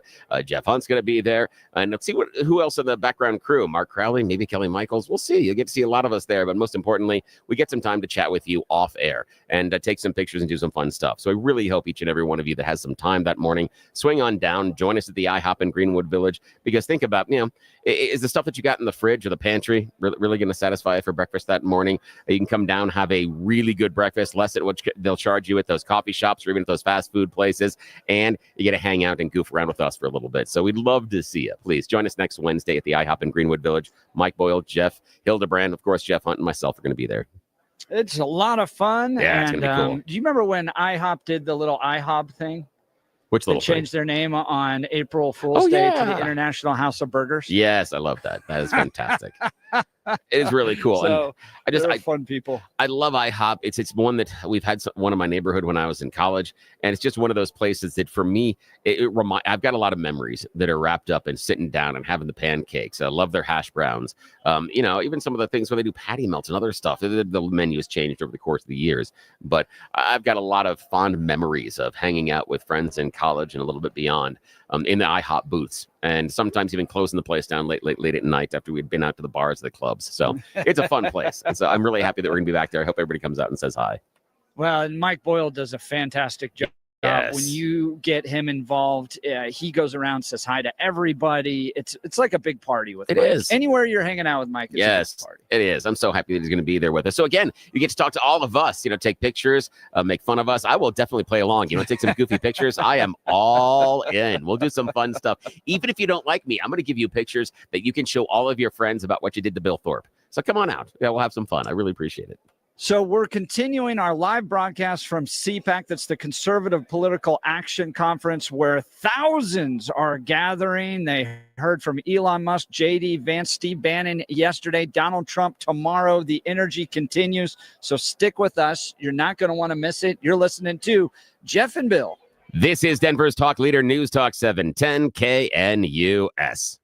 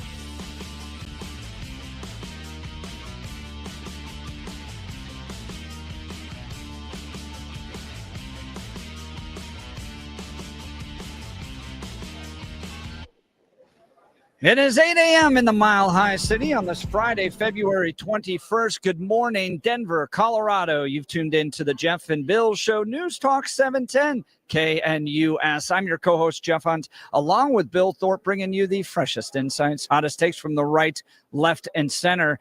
Congratulations. You just woke up in the greatest country in history. Donald Trump's your president. He's going to be here tomorrow, by the way, at CPAC, as we're bringing you the biggest news, interviews, all right here. Yesterday, J.D. Vance on stage. Elon Musk, I was in the room for that when the president of Argentina brings out a silver-encrusted chainsaw, and those guys were dancing around on the stage. It was wild time yesterday. And then Steve Bannon probably gave the best speech of the day, I thought. Fix bayonets, you patriots. Fix bayonets. They can't stop you now. And even not even hinting, but calling for a third term for Donald Trump. Went to a press conference of an organization that's organizing for that, trying to get the amendment through Congress. It's kind of wild time out here at CPAC. We're going to continue to bring all that to you. Let's check in with Blake Olson. Blake Olson. Blake Olson, news and comment.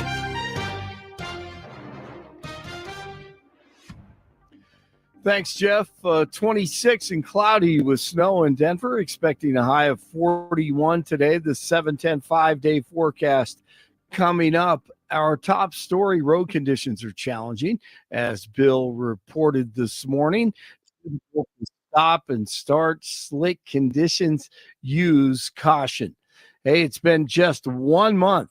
He said, the government is broke. We're going to go through all of these agencies. And finally, for the first time in the history of this country, when somebody says they're going to cut federal spending and drain the swamp or cut the administrative, we're going to do it. And there's going to be no changing names except to go back to traditional names. And we're not going to topple statues. And if you break the law and you're on campus and you're on a student visa, you're going to go back home.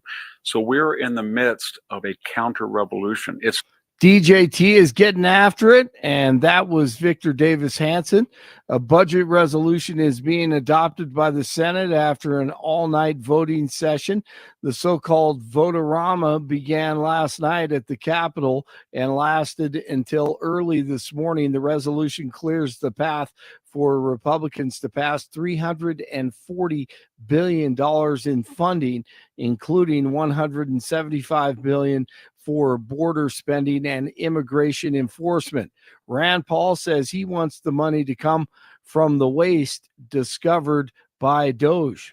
So all the administration would have to do is bundle together several $100 billion of savings, which it appears they're finding, bundle it together in one bill, send it back to us, and by simple majority, without any help from the Democrats, Republicans could cut spending. Instead, things aren't what they appear to be. You see all this great work being done to cut spending, to cut waste, fraud, and abuse, and then you see the Senate acting. We're going to vote all night long to set up a bill to increase spending by $340 billion. See if they can figure that out. Kash Patel is now in charge of the FBI as he tries to disinfect the Bureau. Adam Schiff will be one of the first creatures on his list. Their colleagues that pepper sprayed them, that beat them with poles. Tell them you're proud of what you did, Mr. Patel. They're right there. They're guarding you today. Tell them how proud you are. That's an abject lie, and you know it. I've never, ever accepted violence against law enforcement. I've worked with these men and women, as you know, you my entire glorified life, it in song, and I did Mr. not Patel. make a single dime out of It in it. song. Well, let me. How about you ask them if I have their backs, and let's see about that Let me ask answer. you this. There is no way Schiff wasn't beat up as a kid. He is Satan. DJT will reportedly take over the U.S. Postal Service soon. That's what the Washington Post says. The White House claims. However, the White House say that there is no such executive order. If they do, hey, good on them. An explosion at the West Maui Resort. A West Maui Resort has left at least 7 people injured. 3 of the victims are in critical condition and were airlifted to a hospital on Thursday night. The victims' ages range between 18 and 74. The explosion happened at the Whaler on Kaanapali Beach at about 6:15. Video shows debris shooting out of the building. Guantanamo Bay is being cleared for illegal immigrants sent there by 47. The Homeland Security Department said Thursday that the 177 Venezuelans being detained at the naval base were put on 2 passenger planes Thursday morning and sent to an airfield in Honduras, where another plane will take them back to Venezuela. It's not clear if the U.S. plans to send additional illegal immigrant criminals to Guantanamo. Jasmine Crockett, one of the dumbest people in D.C., somehow she's worth $2 to $9 million. I wonder how that happened. But doesn't think hardworking Americans deserve $5,000 in dividends. We had a once in a lifetime pandemic. The bad part is that I don't know if it's once in a lifetime, because we know that Ebola, unfortunately, was detected right here in New York here recently. And if we continue down this road of getting rid of scientists or deciding that we don't want to rely on experts as it relates to what they're telling us to do, or we don't want to deal with vaccines and medicine in this country, then we may be facing not only our next pandemic, but our next 2, 3, or 4 pandemics because of their incompetence. So no, we are not in the business of giving out money. And honestly, I don't know what $5,000 will do. That's our money, genius. Evidently, we are in the business of giving out money to sleazeballs like you. Canada beat Team USA 3-2 in overtime in the championship game of the 4 nations face-off as they get back at the U.S. after that loss over the weekend. Nuggets over the Hornets last night. It's 23 in North Glen, 24 in Littleton, 26 in Denver. Jeff and Billy continue. Do you think that Elon Musk is staying up night just worrying about excessive spending? Yes, I do, Bernie. Blake Olson, News Talk 710 KNUS. We'll start off the day with snow. By mid to late morning, it'll taper off. Then skies will be becoming partly cloudy by afternoon, so watch out for a slow commute. Wet to slick roads out there. Temperatures by afternoon making the mid to upper 30s. Clear tonight. Could see some areas of fog. Lows teens and 20s. Patchy morning fog Saturday, but much warmer. Temperatures really jump back up. We'll be low to mid 50s Saturday, upper 50s Sunday. By Monday and Tuesday, could see low to mid 60s. Meteorologist Don Day in the 710 KNUS Weather Center.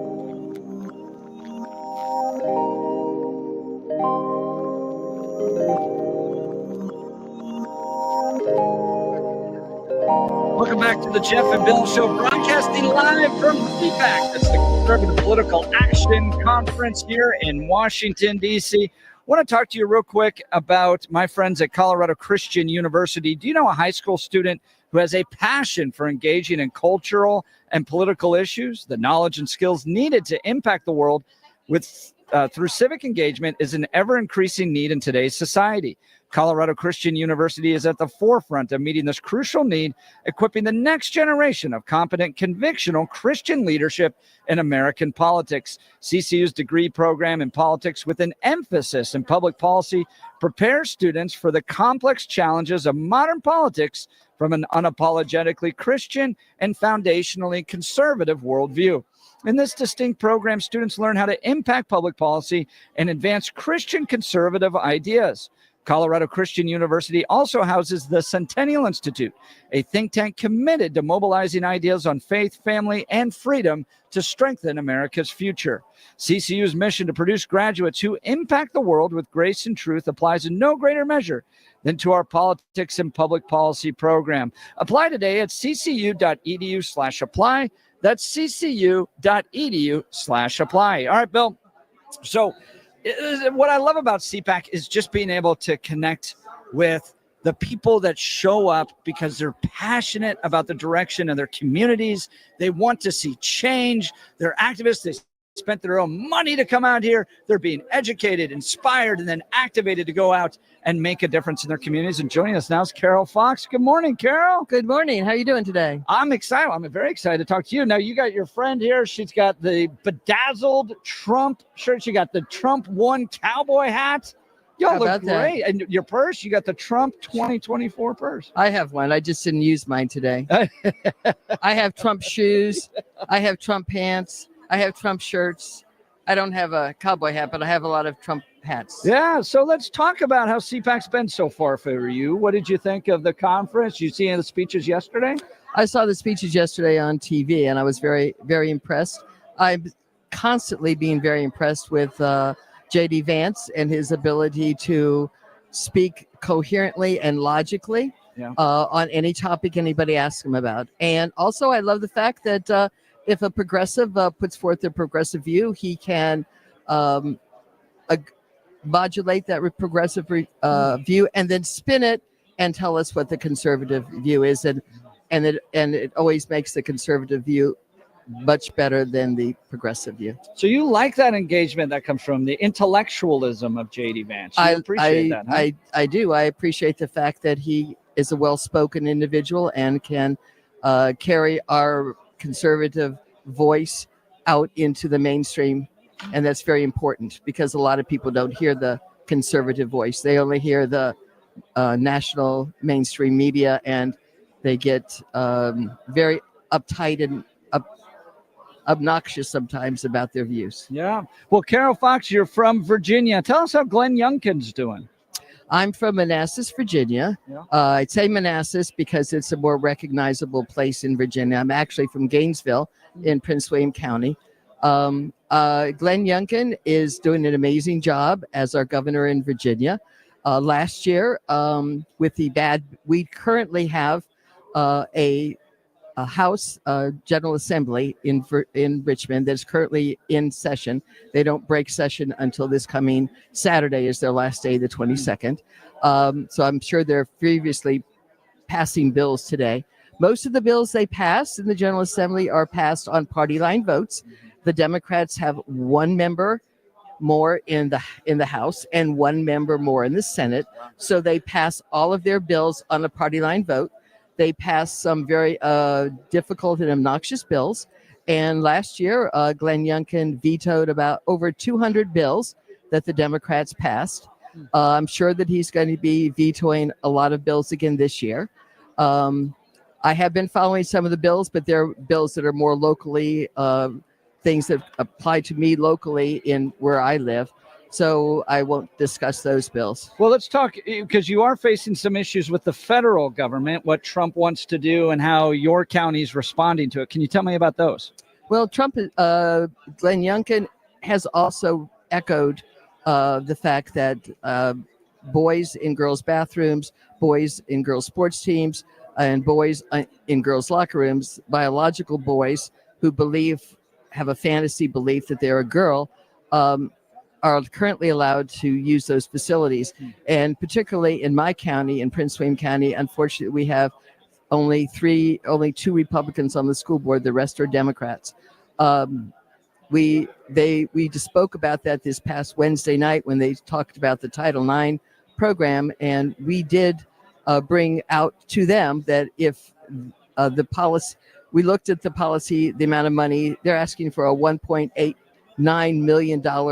billion budget, I should say, to fund the schools for next year. And part of that budget is the DEI office and all of the head of that one, the administrator, and then all of her people that work underneath her with all the people that work underneath them. That's over $1 million in spending that will no longer be funded for the federal government. Plus, if they don't change their policy, it's a policy that's in their regulations. If they don't change their policy about boys and girls bathroom, they're going to be losing about $50 million out of that budget. And I'm not sure where they're going to get it from because I think that the people in the county are pretty much tapped out as far as the money that they're collecting from us.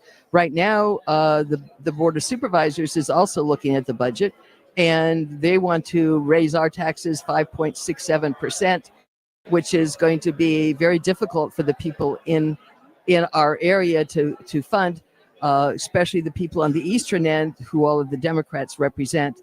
One of the other things that needs to be considered is the car tax. I don't know, you in Colorado, you probably don't have a car tax. They hit us with fees everywhere they possibly can out in Colorado. Well, okay. Well, this is a fee that you pay every year for the privilege of driving your car. Yeah. So a registration fee. Yeah. No, it's not a Different than that, registration huh? fee. It's a tax. Yeah. It's a literal tax on Yeah. your car. And they changed their method of figuring the tax. And what they did is they went to a different, instead of using the Kelley Blue Book, they went to a different source, and that increased the car I was tax. gonna say, because- any source that increased it, right? because they figured your car is worth more. Yeah. And so every time your car is worth more, you pay more in taxes. For example, I bought a 2023 Nissan Pathfinder. Yeah. Okay, that was in April of 2023. Well, the next month I got a bill from Prince William County for an additional tax on my car because I'd already paid for my 2017 car. Now they wanted the additional tax that would pay that tax till the end of the year. Yeah. And so they wanted an extra $1,200. And that was on top of me paying a 3% tax when I bought the car.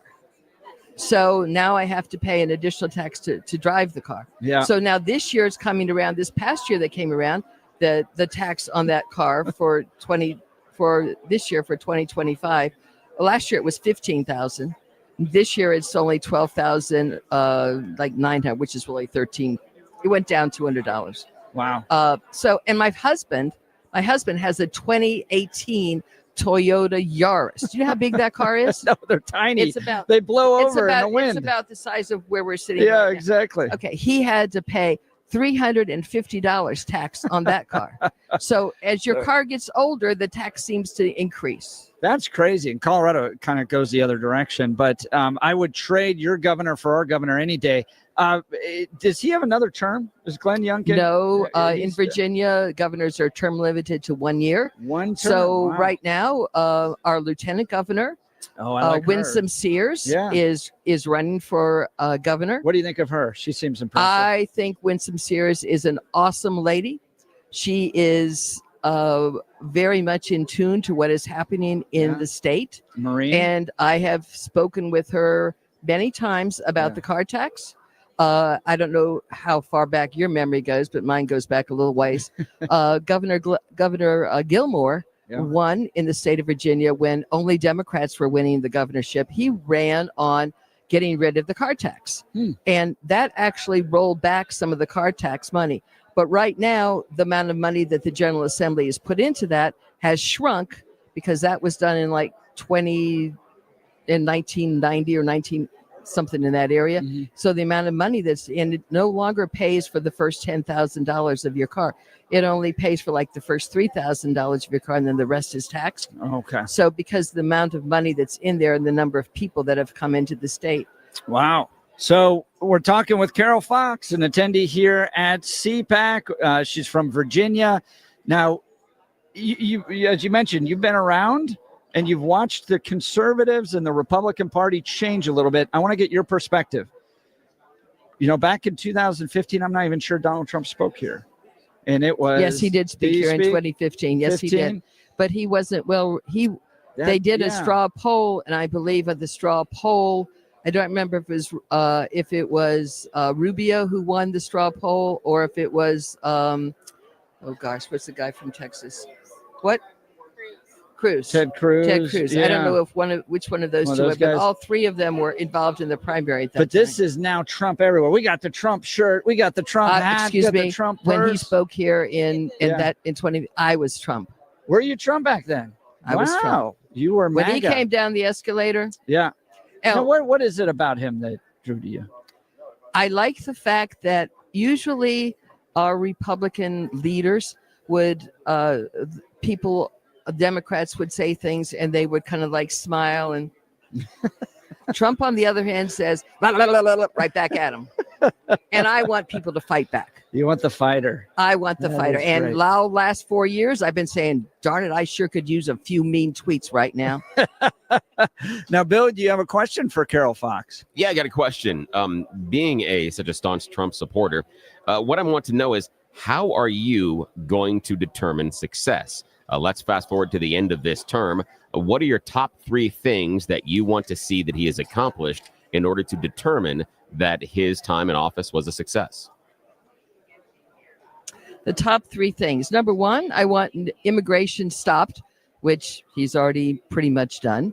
And I want to see the criminal illegal aliens out of this country, because I don't believe as Americans we deserve to be victimized by criminals from other countries. And then I would like to see the other illegal aliens that came in self-deport back to their country. I would advocate for having regular flights from Dulles Airport and other major airports in the country, where if you wanted to fly back to Guatemala or to Buenos Aires, Venezuela? that you could, well, I don't know if Venezuela lets our planes land there, but if you wanted to fly back to those, you could sign up for a free flight back to your home country, and we'd be happy to help you go through security and get on the plane. So it sounds all immigration. Those are your Well, big I would like my economy to improve too. I would like inflation, obviously, to go down. We need to stop killing birds, the chickens, but we also need to find out why we have bird flu and how the bird flu is spread. Because if you don't figure out how those 2 things happen, you're never going to stop it. We need to figure out how the bird flu is spread. For example, if an inspector goes from a facility that has bird flu in his car and he drives over the ground in that area and walks around that area with his clothes and his shoes on and tests the birds, does he then get back in his car and drive to a place that doesn't have it, get out with his shoes and clothes on that he was around the birds that were sick, and then walk around non-sick birds? Does he need to change all of his clothing and scrub down his car with antiviral stuff before he goes to another facility? Is he spreading the flu? I'm flashbacks to COVID and cleaning our groceries. Well, no, but I'm just curious. I mean, for a long time, doctors operated on you with their hands, their bare hands, and then they went to a woman and helped her deliver her baby with his same bare hands without washing in between, and he spread the bacteria, and the mother died, and the guy died, and everybody died. Wow. So, Bill, do you have any thoughts on how the bird flu is spreading? You're kind of well read on that stuff. Yeah, it's basically flu transmission. It's things through droppings. It's an aerosol. It gets accessed through the air. So if you're around droppings and things like that, so it's mostly you're gonna have to breathe it in. The flu virus per se. I'm not talking about how people get it. Yeah, I'm talking about how it is spread from one farm where the bird flu is discovered in the birds, and then they have to go in and kill all the birds. How it spread then to the farm in another, I don't know how far away, miles and miles away, that then it was free of it. But after this guy who tested moves there, now all of a sudden those birds have it. I mean, it's spreading in the flocks with all respect, over. I would have to see I would have to see that causally shown, that because you seem to have assumed I agree that with the you. person I doing agree the with testing, you, but we and- need to have well, people who are investigating that and determining that, so here's the we thing, can though. stop that. Hang on, but here's the thing, though. Is why are we assuming that the individuals that are out there going to where the disease is aren't taking those type of health precautions? Why are they not? well, Your assumption is they aren't. I mean, again, in fact, when they go after infectious diseases, they do take those precautions. So I think you're understand that. defaulting to the negative rather than defaulting to the positive. And I question Well, that. let's figure out how this is spread. Let's figure out why it's spreading and how it's spread, and let's figure out measures to stop the spread, because then we can actually grow our flocks back and we can have eggs again. Yeah, that's right. That's right. Carol Fox joining us live here. She's a CPAC attendee. It's always great to get the pulse of the attendees, because these are the folks that leave this room here and go out there and really make the difference in their communities to drive the MAGA agenda, the Make America Great Again agenda first. Carol, it's been a real pleasure talking to you. Well, Thank you so much. Thank you very much. And it was nice. I'm glad I stopped by and visited with you. And I'm glad I we'll have to figure out where I can get a copy of your podcast. We'll get it up there. So I can put it on KNUS. my Facebook page. That would be great, Carol. Thank Okay. you so much. Thank you. This is the Jeff and Bill Show live from CPAC in Washington, D.C. This is Denver's Talk Leader, News Talk 710 KNUS.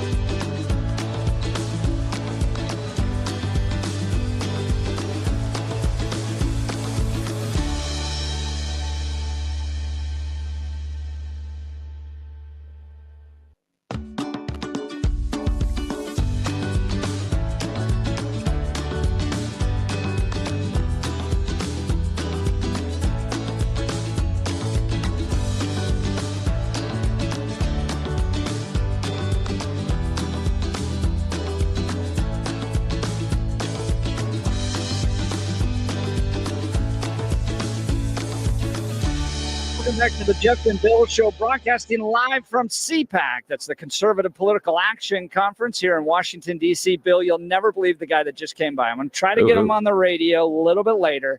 He came by. You remember the dude with his feet up on Nancy Pelosi's desk January 6th? Oh, yeah. Yeah, that criminal. Yeah, just came by.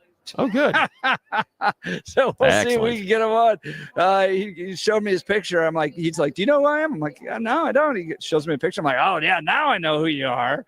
It is legendary, man. His feet up on the desk on January 6th in Nancy Pelosi's office. Welcome to CPAC. It's a wild rodeo here. And in fact, Bill, Mike Lindell is just taking the stage. Are we able to go listen to see what Mike has to say? Oh, let's see if it works. Thank you, everybody. When I wrote the book that you all received, What Are the Odds from Crack Addict to CEO, I used mathematical odds to prove that God exists. We all have things that happen to us all the time that we say, wow, that's a 1 in a million, or maybe that's a 1 in a billion, or things that we say, that's impossible. Well, when do we put them all together and say it has to be a miracle? Okay, well, I remember getting invited to the White House for the first time and sitting next to our great president, and the cameras went live to the nation, and all my friends at home, and some of them were still on crack, are going, looked up and said, what is this crack addict doing with the president? Jesus is real. Could this would be impossible without God? And in the spring of 2020, in another divine appointment, I spoke at the Rose Garden, and I said, God has given us grace for such a time as this. Well, then we were hit with the China virus and a stolen election.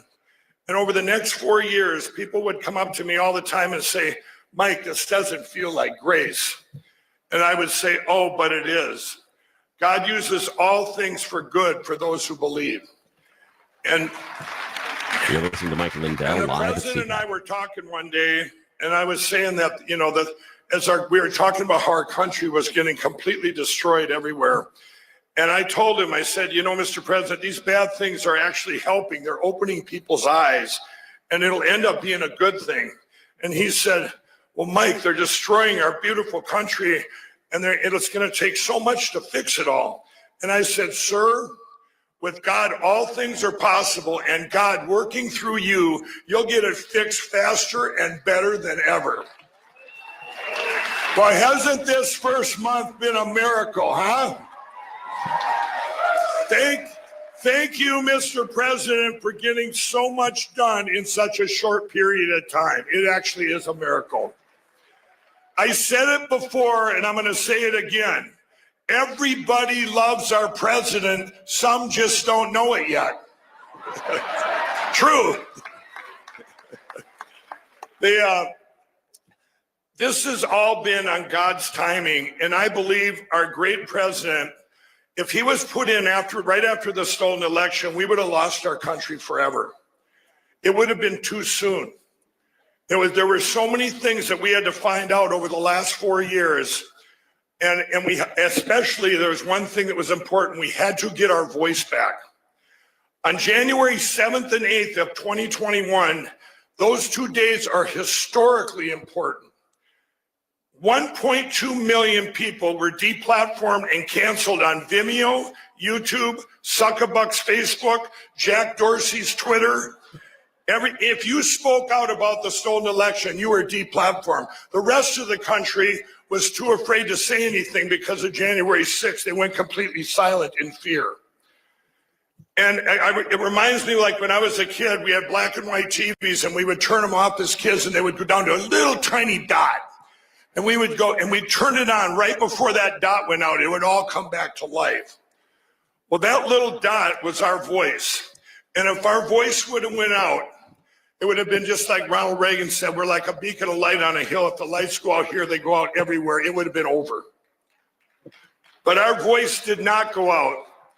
We turned that back on, and our voice has gotten bigger and brighter than ever before.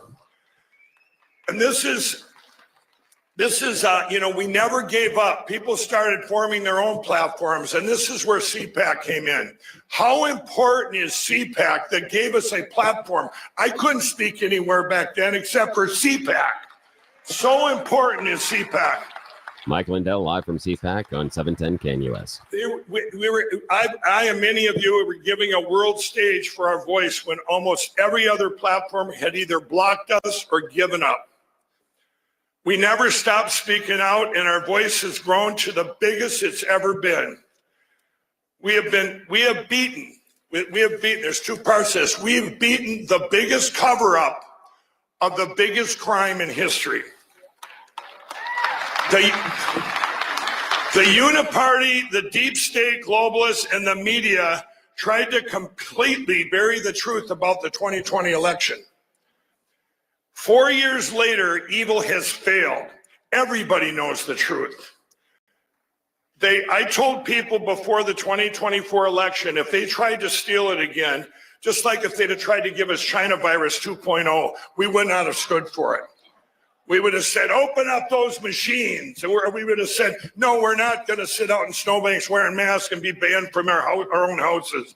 We would not have tolerated another stolen election. And evil knew this, and they also knew that it was too big to rig, as the president likes to say. Welcome back to the Jeff and Bill Show. We're live here from CPAC. That's the Conservative Political Action Conference in Washington, D.C. And joining me now, we have with us right here, Julie Lavender LeDoux. She's an author. Her website, thequestforwonder.com. We're going to kind of go back and forth between the main stage as well as people that we're talking to here. She's written some great books. I'm going to put them up here. Right, thequestforwonder.com. Julie, thanks for joining the Jeff and Bill Show. Well, I'm glad to be here. This is really fun. Yeah, tell me why you're writing these books. What are these all about? Okay, I got to tell you the truth. This is hard for people to really process, but the truth is they're trying to kill us, Jeff. There's an agenda, a deadly agenda that's making people sick. And there's an agenda, there's a mind virus, there's a political virus. They tried to foist a physical virus on us, but it is a convergence of a deadly agenda. They're trying to kill us. So who, Jeff, is going to tell your kids? Yeah, well, what are we going to tell the kids? That there's that agenda out there? Well, here's the deal. Let me just phrase it this way.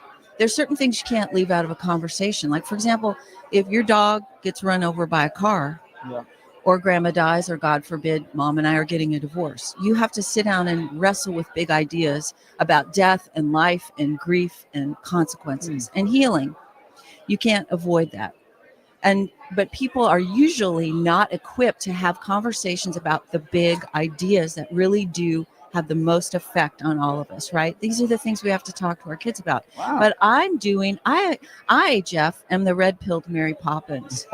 That's right, the red-pilled Mary Poppins. Right. Okay, here's the deal. The funny thing is a lot of people don't even know who she is anymore. Yeah. This is a vintage movie you should all see, right? And she was a nanny coming into a dysfunctional family with children who were disconnected from their father and mother who were in pain. And she came in to teach them about the biggest issues in life. But she said, I'm going to give you the spoonful of sugar to help the medicine go down. And my books are the spoonful of sugar. Wow. Let me can I just tell you the premise? Please You do. tell me Let's if hold you're- them up here so the camera can see them. Constance and the Battle for Wonder is one of them. Is book one. This is the Okay. Amazings series, like plural. Okay. Okay. So here's the deal. Constance and her family live in a town of people that are 100% colorblind, except for her and her family. These people are colorblind because they conform to something called the prescribed order. You have to have authorized ideas. You have to conform to what the order says about everything. So everyone in the town of Greystone Heights has lost the ability to see color. So then they only think gray and want gray.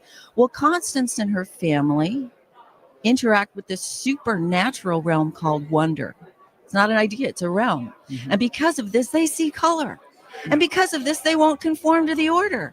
Well, what happens if the elders of the order have a chance to get their mitts on Constance, and through her neutralize the only family that stands between them and complete domination. Can you imagine where that could go? Right. By book 5, I've exposed the use and abuse of science, terror and fear, mind control, propaganda, the abuse of science, Yeah. the idea of origins. And by book 5, I literally take on the flippin' World Economic Forum in a way that is hilarious and exposes it. Besides which, I wrote about weather weaponry. And I was thinking, well, they're going to think I'm crazy. And what just happened right now? Everybody's talking about geoengineering. I've already covered it in my books. So if you have to have hard conversations with your kids about censorship and death and life and tyranny, why not do it with wonder? Like, I don't want to red pill your kids. I want to wonder pill them. That is cool. So they Wonder can go pill to the Wonder and get what they need to deal with all this BS. We're talking with Julie Lavender LeDoux. She's an author. Her website, The Quest for Wonder. The Quest for Wonder. We're out here at questforwonder.com. We're out here at CPAC. That's the Conservative Political Action Conference in Washington, D.C. All right. So how are the books doing? Great, because I'm talking to you. Yeah. Okay, Lots of sales going up here's the right deal. now. You know what? These are so anti-establishment. Yeah. People don't want to touch them because I go everywhere. Yeah. I go everywhere. Well, okay. conservatives are the new punk rock right now. Yes, we are. We're I don't have the absolutely right pushing. haircut, but Yeah. I'm going for it. I'm getting a haircut next week. Here's the deal. You can't get these on Amazon. You can't get them anywhere except for if you go to your website. thequestforwonder.com. But if people go there, they're going to get this first book for free with an audiobook. Hold the book in your hand. Yeah. Do you feel how heavy Quest- it is? yeah. Because Quest for Wonder. it's magazine quality paper and 20 full color illustrations. Why? Because you can't tell children that color is a metaphor for understanding free speech, revelation, and clarity, and then give them my book. That's So a you good have to point. give them full color, beautiful illustrations to show them, Big, to beautiful illustrate the illustrations. beauty of these ideas, right? And it's for ages 10 to 14. But if you go to thequestforwonder.com, you'll get book 1 for free with an audiobook for free. Look at that. Look at that deal. Now, And Bill, then you have to go, of course, buy the rest because you're going to need them. Bill, do you have a question for Julie here? Yeah, Julie Lavender LeDoux. You say they are trying to kill us. Who's they? Well, I believe the World Economic Forum has a depopulation plan. So you believe the World Economic Forum is trying to kill everybody or just Americans? No, they want to leave about 500 million of us around just to do the hard work But for them. who's us? Well, whatever people that survive the sheeple. They've come out and said this kind of thing. You don't, it's like they're saying the quiet part out loud. I wrote these books kind of as an idea about what if there was a cabal? What if there were people who had an agenda? And then I woke up one day, Bill, and they're actually saying it out loud. Yeah. And what if you're wrong? But the idea is, how are they going to accomplish this and where are they going to do it? How is the World Economic Forum going to enact that change? What power do they Well, have? you asked me a question, what if I'm wrong? I'm going to ask, what if I'm right? What do children need to know about a world where there are small groups of people, and this has happened throughout history, even if I'm wrong, Bill, this has happened throughout history, where small groups of people engorge themselves with great deals of power, a great deal of power, and they are able to harm others and make decisions for the populace that never turns out well. So even if I'm wrong about the World Economic Forum and we make this completely fictionalized, let's just go to fiction. It's an important thing you have to teach children about understanding the importance of power being shared by people who are invested and able to contribute to the system, and not just a small few who hold all the media, who decide whose ideas come out, how they're displayed, what is told in science, what is told in school, what is told in medicine. That never turns out well. And these books will help children understand these concepts, even if I am 100% wrong about the World Economic Forum. Almost if you took the world's richest man, let him contribute a huge pile of money to get a presidential candidate elected, and then have him be part of the government, and then he gets to choose who are the winners and losers. Almost like that. Well, almost, except for all those of us who gave our $5 and $10 donations by the millions. And I would say, I would like to point out too, it seems like that wealthy billionaire wants to reduce the size of government, not expand it. But we're But the talking issue is in charge. with And the Julie issue is in charge, and he also Lavender controls the media site. LeDoux. She's an author. Her website, thequestforwonder.com. They are trying to kill us. Who's the quest? Gonna tell the kids, Jeff. Who's going to tell the kids? I They're will. trying to kill us. Julie LeDoux will. She's an author. All right, we'll continue live from CPAC. You're listening to the Jeff and Bill Show. This is Denver's talk leader, News Talk 710 KNUS.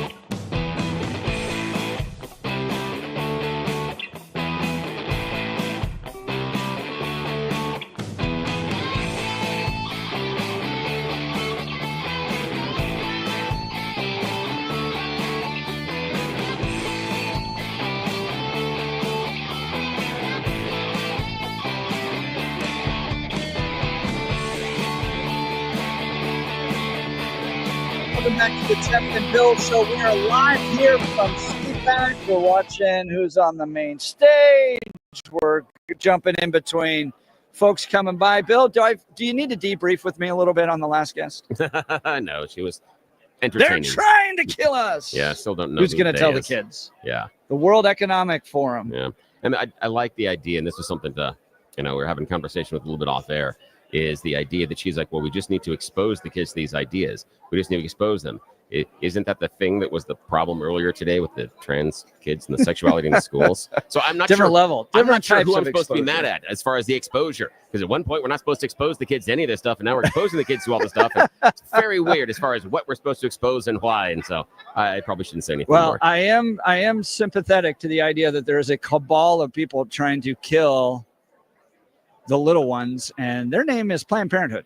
And hopefully they're getting defunded here. So I'm a little sympathetic to what she said. They're trying to kill us, especially if you're a preborn child. Well, we're going to be bouncing back and forth. We have guests coming all the next hour as well. We're watching the main stage. Carrie Lake, I think, is supposed to be up there. We may go to her. It's just pandemonium here at CPAC. But you can join the pandemonium next week at IHOP, right, Bill? Yes, we are going to be broadcasting live next Wednesday from IHOP in Greenwood Village. Basically, just it's a little bit east of I-25 and a little bit south of Arapahoe Road. We're going to be there from 6 until 10, broadcasting live. IHOP is going to hook you up with a delicious breakfast for just $7.10. They're taking some of their normal higher-priced items, putting it onto a plate, and making sure that you get an incredible value. It's going to be twice what you can get at any of those fast food places or coffee shops. Plus, you get to hang out and be a little silly with us. We'll take pictures. We'll goof around with you. Again, it's going to be 6 until 10. Mike Boyle from the restaurant show is going to be there. Jeff Hildebrand, our cowboy poet, he has today off. He's going to be joining us on Wednesday. He'll be there live. He'll autograph books and things for you.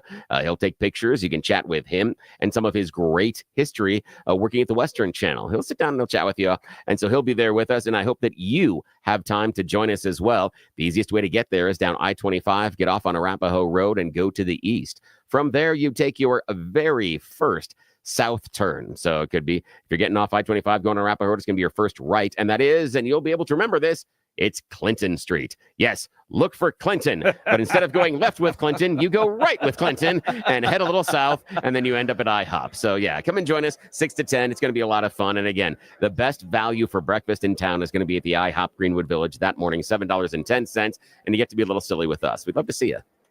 Yeah, it'll be a lot of fun. Mike Boyle will be joining us as well. Mike's always a hoot at these types of events. Fantastic. So, wow, Bill, we are just about into the final hour of our live broadcast here at CPAC. And then I'm going to be sticking around for the rest of the day, watching some of the speeches, interviewing some folks out here. I love the characters, man.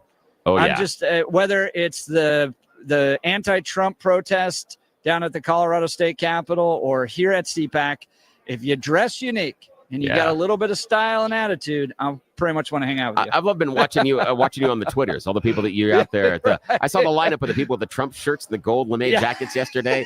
That was next level. That's coordination. That is very, very impressive. They all had signs and they bedazzled gold and it's just, fantastic. it's a hoot, man. It's a lot of fun. So we'll be continuing here live from CPAC. That's the Conservative Political Action Conference in Washington, D.C. Thousands of people gathering here to hear from major speakers. Carrie Lake, Mike Lindell, all here. Donald Trump tomorrow, J.D. Vance yesterday. We'll continue. You're listening to The Jeff and Bill Show. We are Denver's talk leader, News Talk 710, KNUS.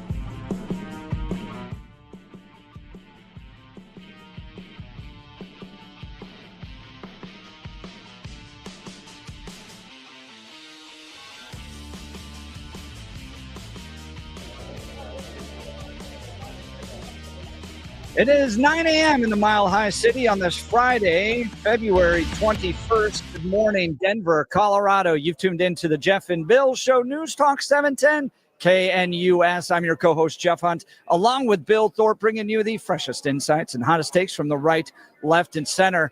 Congratulations. You just woke up in the greatest country in history, and Donald Trump's your president. It's not a dream. It's a reality. Let's get after it. We got a whole hour planned for you of engaging conversations, critical analysis, most importantly, your phone calls and texts, because this is where Denver's voice is heard loud and clear. So grab a cup of coffee, Denver, and let's dive into the issues that matter most to you right here, right now. We are broadcasting live from CPAC, the Conservative Political Action Conference in Washington, D.C., where thousands of conservatives are gathering to hear speeches from the main stage, attend workshops, network and interact, hang out on Radio Row with us. It's an absolutely jam-packed room right now. So many people coming by. It's a ton of fun. We're going to hear from guests here. We might go to the main stage. There's just a lot happening. So stay with us throughout this entire hour to hear the latest from CPAC live in Washington, D.C. Let's check in on news with Blake. Blake Olson. Blake Olson, news and comment.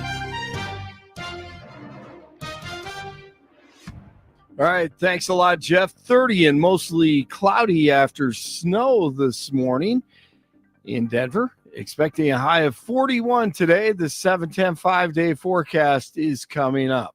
Our top story. Why not take that crazy spending that Doge and Elon Musk are finding and move it over to securing the border? Instead, fiscal conservatives are faced with a bill they're putting forward to just simply increase the spending. That's Rand Paul. The Senate is adopting a budget resolution after pulling an all-nighter. The so-called vote-a-rama began last night at the Capitol and lasted until early this morning. The resolution clears the path for Republicans to pass $340 billion in funding. I'm all for moving it around. I'm all for saving it from the craziness and pushing it over into something more valuable. There is a procedure for doing this. It's a special procedure, doesn't require any Democrat vote. It can happen through simple majority, and it has a fancy name. It's called rescission. Well, this is how it all works. They'll figure it out, just like DJT has figured out the counter-revolution. Victor Davis Hanson. It was an effort to change the entire Constitution. We forget that. They were trying to bring in Puerto Rico as a state and Washington, D.C. to get 4 instant senators. They were proud. They said that they were going to pack the Supreme Court. It hadn't been tried since 1937.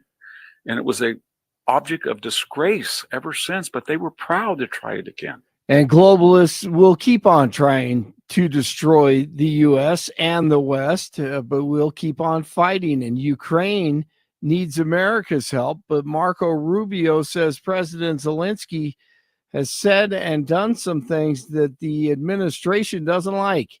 Hello, McFly. One of the points the president made in his messaging is not that we don't care about Ukraine, but Ukraine is on another continent. You know, it doesn't directly impact the daily lives of Americans. We care about it because it has implications for our allies and ultimately for the world. There should be some level of gratitude here about this. And when you don't see it and you see him out there accusing the president of living in a world of disinformation, that's very counterproductive. And I don't need to explain to you or anybody else. President Trump's not the kind of person that's going to sit there and take that. He's very transparent. He's going to tell you exactly how he feels. And he sent a message that he's not going to get gamed here. He's willing to work on peace because he cares about Ukraine. And he hopes Zelensky will be a partner in that. Kash Patel begins his first full day as director of the FBI today, and it should get interesting, especially with the deep state dirtbag Adam Schiff. Their colleagues that pepper sprayed them, that beat them with poles. Tell them you're proud of what you did, Mr. Patel. They're right there. They're guarding you today. Tell them how proud you are. That's an abject lie, and you know it. I've never, ever accepted violence against law enforcement. I've worked with these men and women, as you know, you my entire glorified life, it in song, and I did Mr. not Patel. make a single dime out of It it. in song. Well, let me. How about you ask them if I have their backs, and let's see about that Let me answer. ask you this. Cash, cash, baby. FBI, cash, baby. All right, stop. I've been confirmed, so listen. All right, so keep an eye on that. Get your popcorn out. Luigi Mangioni's next New York court appearance set for this afternoon. He's accused of murdering the United Healthcare CEO Brian Thompson in cold blood last year, but he pled not guilty. Israel's military says one of 4 bodies handed over by Hamas Thursday was not a hostage. The bodies released included 2 children, ages 4 and 9 months. Another was supposed to be the children's mother, but forensic analysis confirmed it was not her. There's a new app offering bodyguard rideshare services in New York City and LA. The app called Protector is available in 2 big cities for those who want to fork over $200 an hour.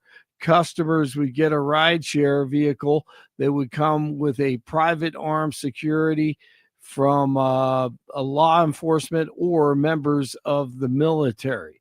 The New York Yankees are changing their infamous facial hair policy. The team will now allow players to have well-groomed beards starting this season. The Yankees have banned players from having facial hair in the past other than a mustache since the 1970s. Canada beat Team USA in the revenge match in overtime in the hockey Four Nations face-off last night. And NBA, the Nuggets beat the Hornets. 29 in Westminster, 28 in Englewood, and it is 30 in Denver. Jeff and Billy continue. TGIF, have a great weekend. Blake Olson, News Talk 710 KNUS. We'll start off the day with snow. By mid to late morning, it'll taper off. Then skies will be becoming partly cloudy by afternoon, so watch out for a slow commute. Wet to slick roads out there. Temperatures by afternoon making the mid to upper 30s. Clear tonight. Could see some areas of fog. Lows teens and 20s. Patchy morning fog Saturday, but much warmer. Temperatures really jump back up. We'll be low to mid 50s Saturday, upper 50s Sunday. By Monday and Tuesday, could see low to mid 60s. Meteorologist Don Day in the 710 KNUS Weather Center.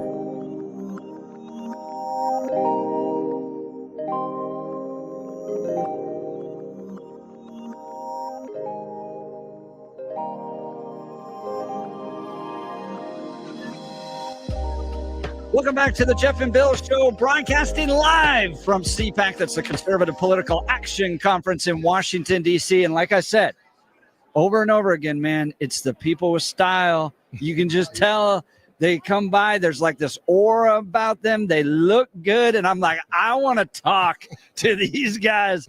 Joining me now, B. Taylor. He's an internationally acclaimed, multi-award winning artist, producer, songwriter, and decorated Navy veteran. What's up, brother? You look good today, man. Hey, you too, man. I gotta get the hat. I don't got a ring that big though. Show me that. You got to show the audience that ring. Oh my goodness. Lakers there. There's Lakers, huh? Yes. So, B. Taylor, tell us what you're doing here at CPAC. Oh man, so I came my first time. I'm partnered with Moms for America. Nice. Kimberly, we're partnered together. Met her during the inauguration and had the same values, same movement, and we came together to work together through my company, my nonprofit One Life, and through music, pushing one of my new singles called We Are One, God, Family, and Country, featuring J. Michael Harder and America's Got Talent Chapel Hart Country Band. And the video was filmed, actually, the first part of it, 2020, during President Trump's first administration. It was filmed during the pandemic. So it's all the military branches, all of the Coast Guard, the veterans, first responders, the NFL's in the video. Wow. And it's a massive shoot. And we're putting it out. And so Moms for America, part of the proceeds are going to go to them. And so they asked me to be here along with some of the members of Trump's advisory team who are working with me with the Department of Defense and the Secretary for Recruitment and everything. So I'm here. So you're recruiting for the Navy and getting some folks in. Yeah, everybody. I've been in this Goodwill Global Ambassador and friends of the military, since I signed in 2009 and been successful with music, but using my platform, I got my rising from an E2 to get my education, to playing sports, getting a shot in the NFL, and then signing a music deal discovered by Snoop and the Motown legends of Smokey and the Miracles. So it's a hybrid, great story. And so the advisory team wants to really utilize me for recruitment to show that our troops, your life's not over. I'm a prodigy of the United States military, from E2 the bottom all the way up to this, and just being in line with helping our young people understand that you can become whatever, and when you serve this country, you become a part of the veteran and military community of the #1 team in the world. And I'm excited to be here and just support, man. It's a support. I love it. Let's talk about your music. Yes, sir. A lot of rappers and music creators aren't necessarily MAGA or conservative or even pro-America. For years, it was, the other direction. Right. You are out here in public. You're a musician. You're proud of what you stand for. Tell me about that. Yeah, I never really got into, I was never been a politics guy, but I'm about God.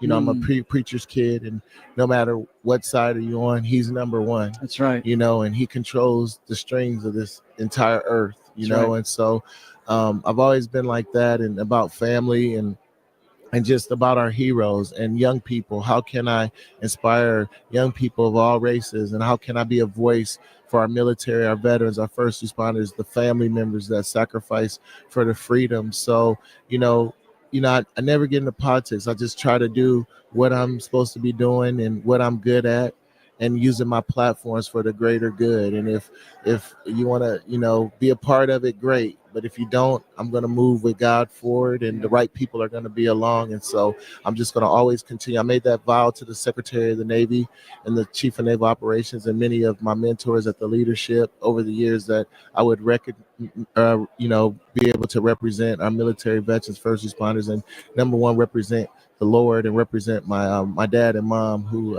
nurtured us kids in Christ. Dude, I bet your parents are proud of you. We're talking to B. Taylor. He's an internationally acclaimed, multi-award-winning artist, producer, songwriter, and decorated Navy veteran, live here at CPAC. Now, I would say the last 4 or 5, 6 years, everything's been about division. We separate people based upon race, about sexual identity, about gender, all that stuff, religion.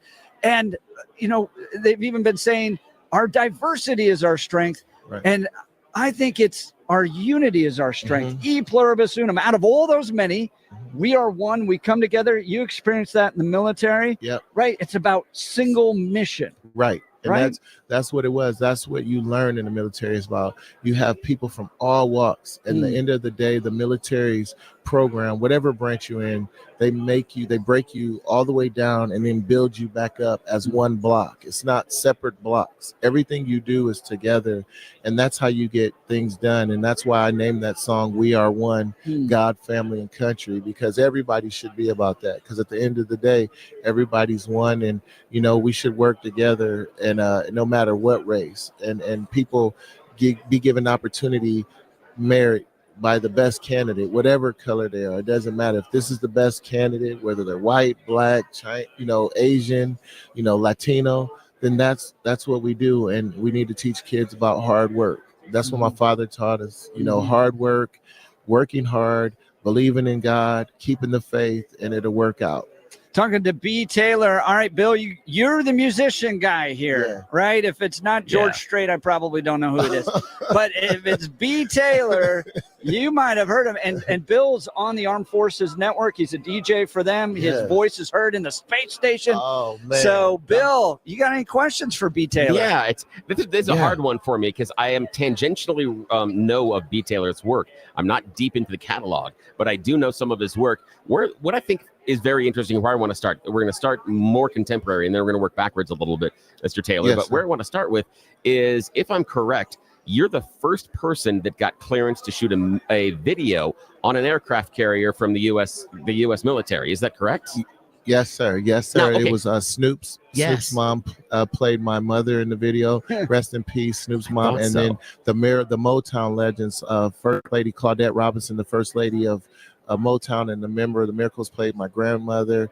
And Pentagon, yes, they approved me to do that on the USS Midway, the first time it's ever been used for a music video. Wow. This is really cool because that's something that I find very important. I think that's really cool. So I got to ask this. This is kind of a geek question for me. Okay, you got to talk about in the room when that happened in the process of getting the approval, because you're sitting around and go, where are we going to shoot the video? And you're like, aircraft carrier. Wait, hang on.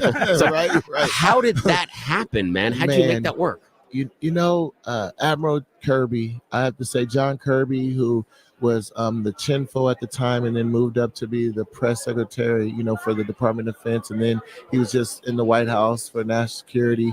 That whole Navy leadership, Admiral Kirby, the leadership from General Dempsey at the time, and just came to them. And I've always stayed true to I've always been. And next thing you know, man, I'm getting sign-offs for that one. And I'm shooting on the aircraft carrier. We got a baby grand piano on the flight deck, and I got Snoop's mom and the Motown legends for the first time ever shooting this video, man. So the visuals on that video are nuts. That's so fantastic. That is a work of art, my friend. That is a work of art. Thank you. Okay. Thank you, sir. Got a question for you. You have hung out and worked with some heavy hitters, working behind the scenes. I mean, some names that people would recognize, some names their audience wouldn't recognize at all.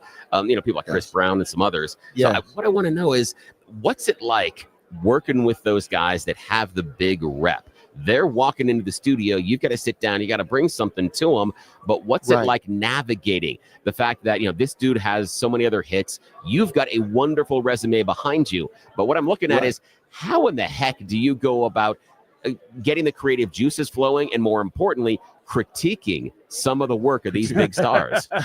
Well, you know what? I came in and was discovered by, when I was in the military, Snoop and, Eminem, they were like big brothers, and Snoop is a genius and very, very musically gifted. And so that led me to Motown. And when I got with, Pete Moore, who Discovery of the Miracles, and I'm in the room, my first recording studio session when I signed was Pete Moore of the Miracles, Bobby Rogers of the Miracles, B.B. King, Cuba Gooding Jr., the main ingredient, Joe Jackson, the great Joe Jackson, and Aretha Franklin on Skype. That's your first session. Understand that was what I was doing. And so, to be mentored by the Pete Moore, the Miracles, and all the Motown legends and the Gordy family, you become great. So, and then I had that military background, and that was a big thing too for everyone. When I came into the studio, I was prepared because Motown was run like military. Barry Gordy's a Korean War vet. Claudette, the first lady of Motown, was a Marine sharpshooter, and that's why Motown was so efficiency with hits. They were very organized, and so I had that background from the military, and then had the Motown training. So when I come to work with everyone, I know keys. I got notes. I got everything together. And people, when you're dealing with that caliber for the first time of superstar artists, you have to be on it. You only got like 30 seconds, man. If anything's off, they're walking out, with their handlers. And I've just been known as that military guy who's very efficient and makes hits and has a great brand. In other things with the nonprofit and working with troops and being a Goodwill Global Ambassador. So it just made me unique. And so I attribute that to the U.S. military with helping me to get ready for the Motown legends and the icons. The military, it helped me to be able to extend on the work ethic that I already had from my parents and playing sports my life, but the military helped groom me to getting in those rooms. When you become in those rooms and, at a young age, sitting with admirals and generals and secretaries at a young age, and then you step out into the civilian world and you're in a room with Motown royalty and icons who give you 5 seconds and they discover you, it helped a lot. So I attribute the United States Navy. Bill, I'm ready to join. Are you ready to join? Yeah. Let's go. This is really cool. Navy. This is B. Taylor, a Grammy Award-winning musician, hit maker, guy that has done everything anything, this is a real treat for me to talk to him. And repping back to the Miracles, man, you're talking Tears of a Clown, Second That Emotion. Yeah. These are some classic songs that are just, oh my God. Now, I love the idea that you came up through Motown, because there's a famous stories of, things like how the studios were set up. They're like, hey, if you want to come in, you want to change the drum kit, you're going to have to change studios. We're not moving the kit. This is where it sits. This is the sound that we create here in Motown. You want to do something else, you could do something else somewhere else. Now, B. Taylor, I want to jump in the Wayback Machine with you, my man. I want to go back to when you were little. What is the very first record that you paid for with your own money? What meant so much to you that you had to plop your own cash down on the counter to make sure you heard that tune? Snoop Doggy's. Snoop Doggy. Dog. Yeah, what's my name? Yes. That one. That's what I tell Snoop all the time, Dude, man. You go from watching him as a kid to, I got to tell you this story. So I checked in. I was on TAD. This is how I got into music. So I was on, I had met the Secretary of the Navy finishing top school. He's like, look, we know you played sports and football and basketball. We're going to allow you to TAD. You're going to go to war. We're going to pull you back. I want to put you on the All-Navy and Military Team USA. And then I'm going to station you either in Jacksonville, Chicago, or San Diego, and let you obtain the goal to go to the NFL. But you're going to still be on duty. So I said, I want to go to San Diego. So I get there on a Friday. Check in on a Friday, coming in with these letters from the Secretary of the Navy and CNO as an E2. I had a different chain of command. I'm reporting to a warrant officer, a Force Master Chief, and an admiral. I was just going through a separate, and I never forget the warrant officer had like 30 years, and he's like, son, I've been in everything and seen everything. I never had no E2 come in here with letters from the SecNav. And I said, okay, sir, I was saying one of the guys want to take me to Hollywood tomorrow. Can I go? He said, you better go, and you better be here Monday morning, 5:45 sharp. And you report to me, Force Master. I said, yes, sir.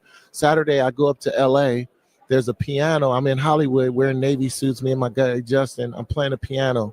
A guy comes to me with a big hair fro. He had a fro at the time, big hair. He said, hey, man, you can play them keys. I said, yeah, I play instruments. He's like, my brother's the icon and my mom, can you come meet them? Because that's their favorite song. So I go meet, and he takes me, and we're kind of weary because we're like, it's Hollywood, and you can have some weirdos when you're in Hollywood. So, and we're in Navy uniforms. I've never been. So we go, man, it's Snoop's mom, who was a Reverend at the time, Beverly Bogreen, Snoop Dogg, Nate Dogg, the whole music camp of the Doggy Pound, all of the guys. And she said, and Snoop, would you play this at my mom's birthday and wedding? And I'm like, Snoop, I just got TAD. I'm in the military. He's like, don't worry. I come back Monday, being in the Dog Pound Beverly. Mama Beverly called the base. And my warrant's like, are you kidding me? You just checked in with the SecNav in 48 hours. You got Snoop Dogg's family calling me requesting you for a birthday and wedding. You better not smoke nothing. If we approve you to do this Wednesday, Snoop and Bing had me in the studio. That's how my life changed. Wow. Now, you're listening to B. Taylor. He's hooking up with Moms for America, but he is a superstar producer. Man has Grammys on the shelf at home. The guy is for real. Now, this is the one thing that I love is inside of that story, there's this a comedian I met years ago that talks about the idea that God makes space for your talent. And that's in that story. That's what I heard, that God made space for your talent. He gave you the opportunities for you to connect with the people that would recognize your talent. God made space for you, man. Yeah, that is fantastic. He did. And it's about him, man. And I'm glad that my parents raised me. And that's what my dad said. My dad always say, son, no story, no glory. And you got to just give it to the good Lord. And that's what I do, man. And that he's number one. And as long as you keep him first, you can do whatever you need to do. Okay, now we got to get a little geeky here just for a sec, B. Taylor. But what I want to talk is I want to dive a little bit into, again, talking to Snoop, into the rap genre. Our audience, not necessarily exposed to it, but there's something that's very important about the rhythmic delivery of the rapper and how you set it based on what the music track is. They can follow along. It's a 3 count, a 4 count. You can syncopate. You can double up the tempos. Talk to the importance of what the delivery of the rapper does and how you put the beat underneath him. How are they supposed to not match up or match up? And what do you do to create that sound? How important is it? What you have to do is when you're going and whoever you're coming in the studio with, you need to study what hit records they do and what sound they like and what their best flow is. See, sometimes a lot of producers, when you're making music, you try to make what you think sounds good, but you don't study the artist and the rap delivery of what his hits was, how he does. So when you might like, it might be a good beat, but it might not fit. The song might not fit that artist because you didn't do the study. And so what helps, I tell a lot of producers, is learn music, learn notes, learn keys. So when you're dealing with rappers or singers, because some rappers are sing rappers, have a melodic flow, like Flow Rider, which is part of my co-management. I'm working with him. Flow is my brother. He's a melodic type of rapper, and then Snoop is very rap, but Snoop can sing. So everything doesn't fit with Flow because he's a melodic type of rapper. So you really need to study who you're doing the music for. And that way, if you study them and put it in that pattern and in those keys that they've had hits, when they come to the studio, they can hear right off the bat and say, okay, I'm messing with it. Yeah, That's they how can it get works. that one. Okay, Right. now, this is a politics aside. I just want to go politics Uh-huh. aside. But in your opinion, what does part of America not understand about Kendrick Lamar? Not talking politics, but I'm talking about his style, his flow. He's one of the biggest rappers on the planet right now. Yeah. Can you kind of explain what he does Man. so well that makes him so different? Because Kendrick's a voice, and he uses his platforms. And when you listen to his lyrics, he's talking about what's going on. He makes you think. And he's a product of Dr. Dre. Dr. Dre is one of the greatest to ever do it in the history. And so Kendrick uses his voice. He uses, and he's not scared, and he goes out there and he's going to say what he says, but he says it in a creative type of way that you really have to pay attention to his lines. He's a very conscious type of rapper that's mainstream. He's a lyricist, so he's not just up there for a one hit real quick. He's very lyrical and conscious rap. He's very smart. And Yeah. so that's what makes it. And when you hear what he's talking about, he has double lines for everything. So, yes, big kudos to him. He came up through the ranks, and he's a prodigy of Dr. Dre. If you're a prodigy of Dr. Dre, you got a great shot of being successful. That's for sure. Oh, yeah. And then he hooked up with DJ Mustard, and Mustard's really on the edge. He's on the cutting edge of everything that's going on. And I appreciate that. Kendrick, the lyricism of Kendrick is absolutely fantastic. And he changes his pattern and his flow. You look at the most recent one, Squabble Up. He changed that thing 3 or 4 times inside the track. It is fantastic, man. Yep, you're so right. You guys, we're gonna have a separate podcast Dude, with you guys just going deep on music. B. Taylor, I love can it. close the bar down, my man. Yeah. Right. You're right, man. Right, man. B. Taylor, you can follow him on X at B. Taylor Official. His website, btaylor.com. He's an acclaimed multi-award-winning artist, producer, songwriter, and decorated man. Able to be on the show. For having me. For swinging by. I know you got a lot to get to today. Making the round. Got a big group here. For him to sit down, Bill, with us, it was a real honor. No, thank you guys. Thank you, Bill. You've made my week, man. Thing to sit and you guys keep doing, man, and we can get this country right and just be in love. You unite people in love. That's all. Love always. That's right. And I'm ready to.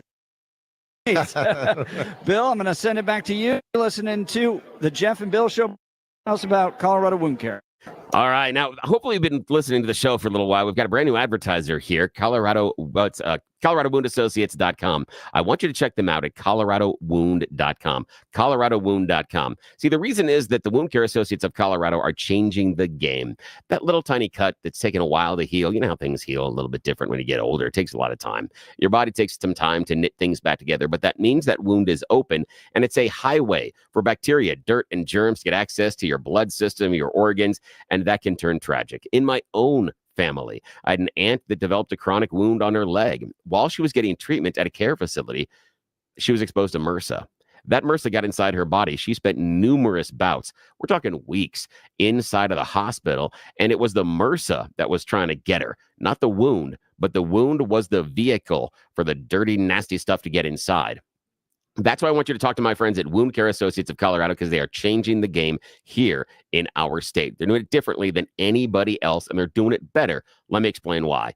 First of all, they have a wound care certified nurse practitioner that comes to your home and talks to you about your wound. Yeah, they go old school, like the old house call doctor thing. That's what Wound Care Associates of Colorado do. You get the convenience, comfort, and all the care you need in the privacy of your own home. How easy is that? No more getting to the clinic, no more hanging around or exposing yourself, possibly like my aunt did, to MRSA or any other nasty little German buggy that are inside those wound care facilities.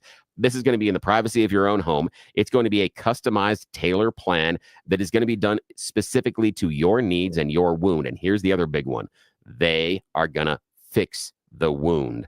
Too many wound care facilities out there just try to maintain the wound. That's what my aunt ran into. They were just maintaining the wound. So that meant it stayed open. So when MRSA was there, MRSA got her. Yeah, that's the problem.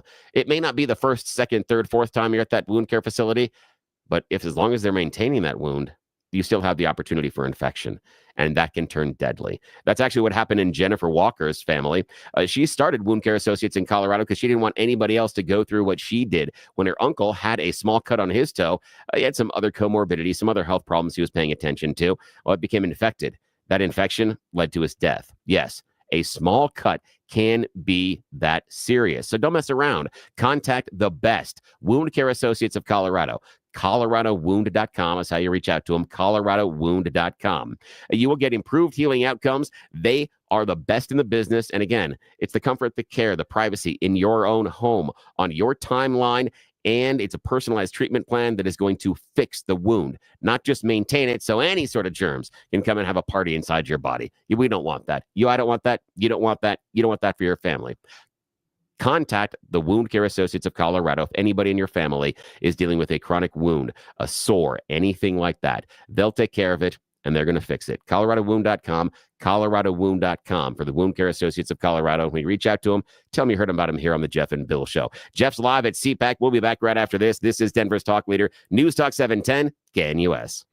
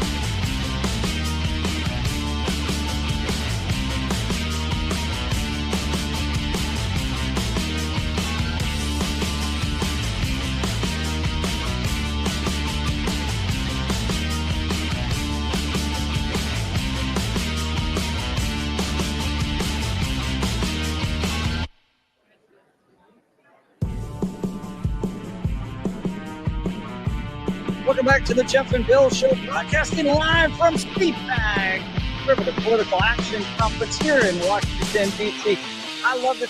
People are coming by, talking to us. We're here on Radio Row. We're hearing about all the most pressing public policy issues out there. Joining me now, Mark Chenoweth, President and Chief Legal Officer at New Civil Liberties Alliance. Now, you guys have been working at the U.S. Supreme Court on the executive power, right? Tell us about that. Yeah, that's exactly right. The president's executive power, in this case, the removal power, his ability to fire people, because as you know, the president's famous for saying you're fired before he got to the White House, and he's trying to carry that forward now. And some of the people who he has been firing have been suing and trying to get their jobs back. So, in particular, the first case to reach the Supreme Court is the case of Hampton Dellinger, who was the head of the Office of Special Counsel, which is a smallish agency. It's a 5-year term. It's a single person who heads that agency, and there are some tenure protections around the role. It's that Congress said you can't fire this person unless they have engaged in some malfeasance or some of the usual sort of language. But the president doesn't think this person's going to follow his priorities and his policies, and so he wants to put somebody else in. So he fired him. Well, this Mr. Dellinger sued in D.C. District Court. The D.C. District Court put a temporary restraining order in place and ordered his reinstatement pending the outcome of the case. There's all sorts of problems with that, but the D.C. Circuit upheld that decision, and so that's why it's now heading up to the Supreme Court. We filed an amicus brief defending President Trump because what we said is, look, the Constitution talks about the appointments power, and it doesn't talk about the removal power. Why is that? Well, all of the executive power was given to the president in Article 2, and then the appointments power was constrained a little bit. They said advice and consent of the Senate for some of these roles. Right. But they didn't say anything about the removal power. Why not?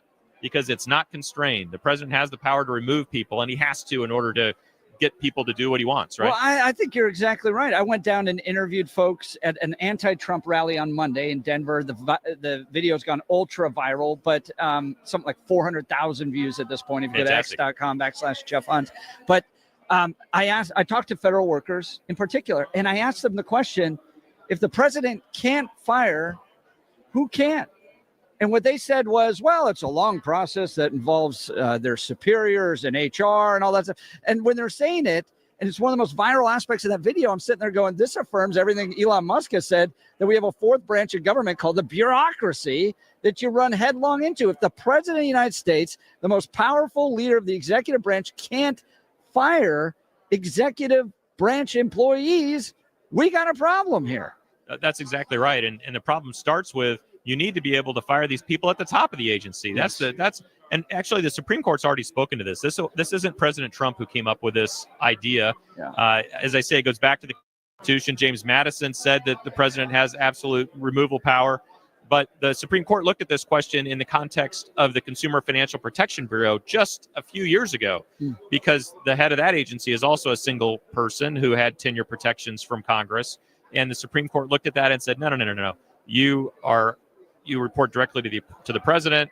You can't have these tenure protections. He can fire you if he wants to. Tenure protections in government. Yeah, in that case, they just took away the tenure protections. They said the person hadn't been fired at that point, but their tenure protections were gone. I worked in higher academics. No tenure.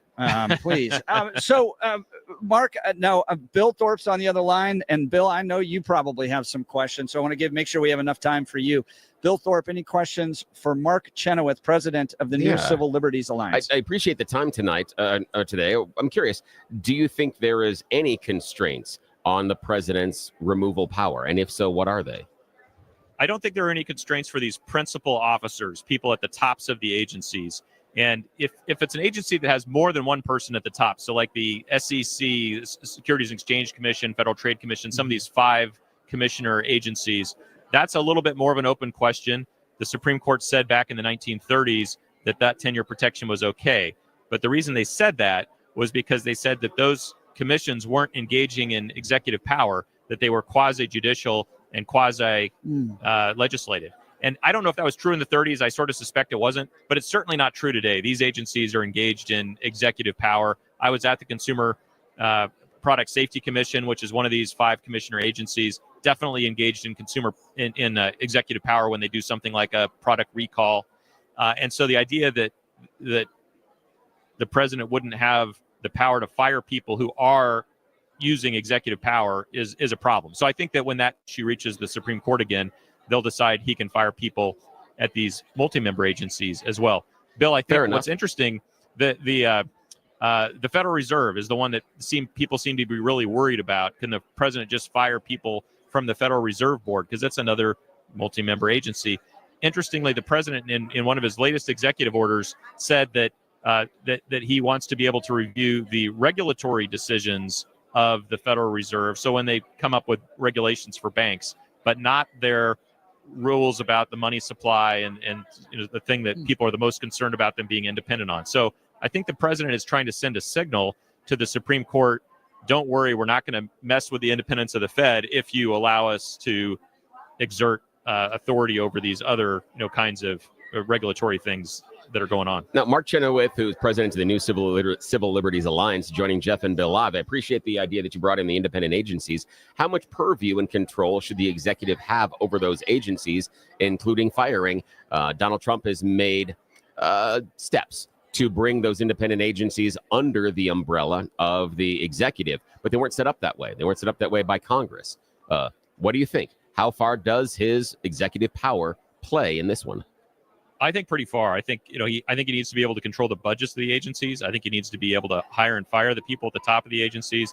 I think that that those regulations that the agencies submit should have to work through the normal process, like regulations from any other cabinet agency. They should go up through it's OIRA. It's the office that looks at these regulations from a cost benefit perspective and so forth, and decides whether or not the president wants to support them.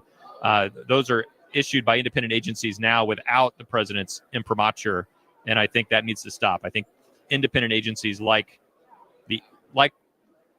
it's already true with the EPA and other cabinet level agencies that the president has an opportunity to sign off on those things. It needs to be true for these independent agencies as well. Like so SEC you disagree and with the power of Congress to be able to set up independent agencies? I do, at least in the executive branch. Yeah, they could set up. They could set something up in the legislative branch, I suppose. But in the executive branch, I don't think they can cabin the president's power by setting up an independent agency that's not accountable. What was to the reason that they were set up independently in the first place? What was the theory behind that?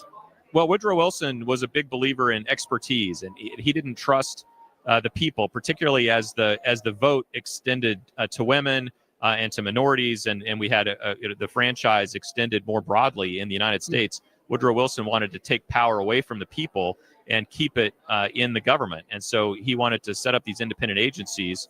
And he's very open about this. If you read some of his writings, he wanted to set up these independent agencies to protect expertise and take away power from the voters. And we need to reverse that and bring back accountability.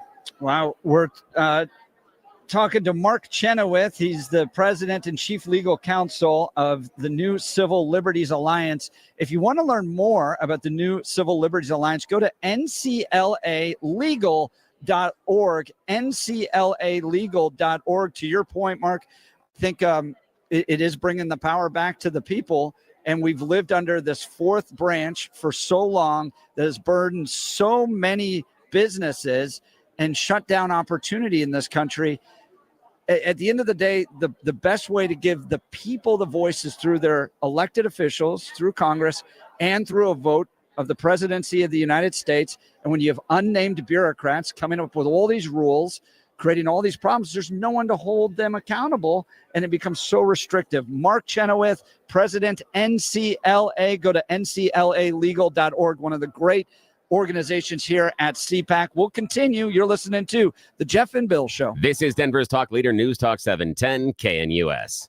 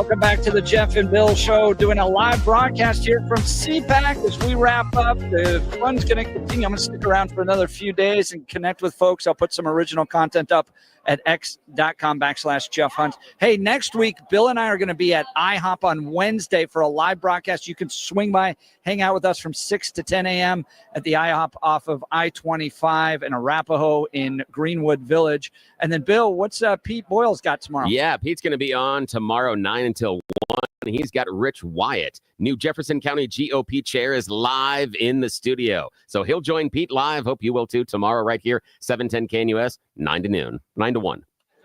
You're listening to Jeff and Bill. This is Denver's talk leader, News Talk 710 KNUS. Watch your back when you're shoveling all that snow. And please, as Pete says, stay close to a warm radio. We'll see you Monday.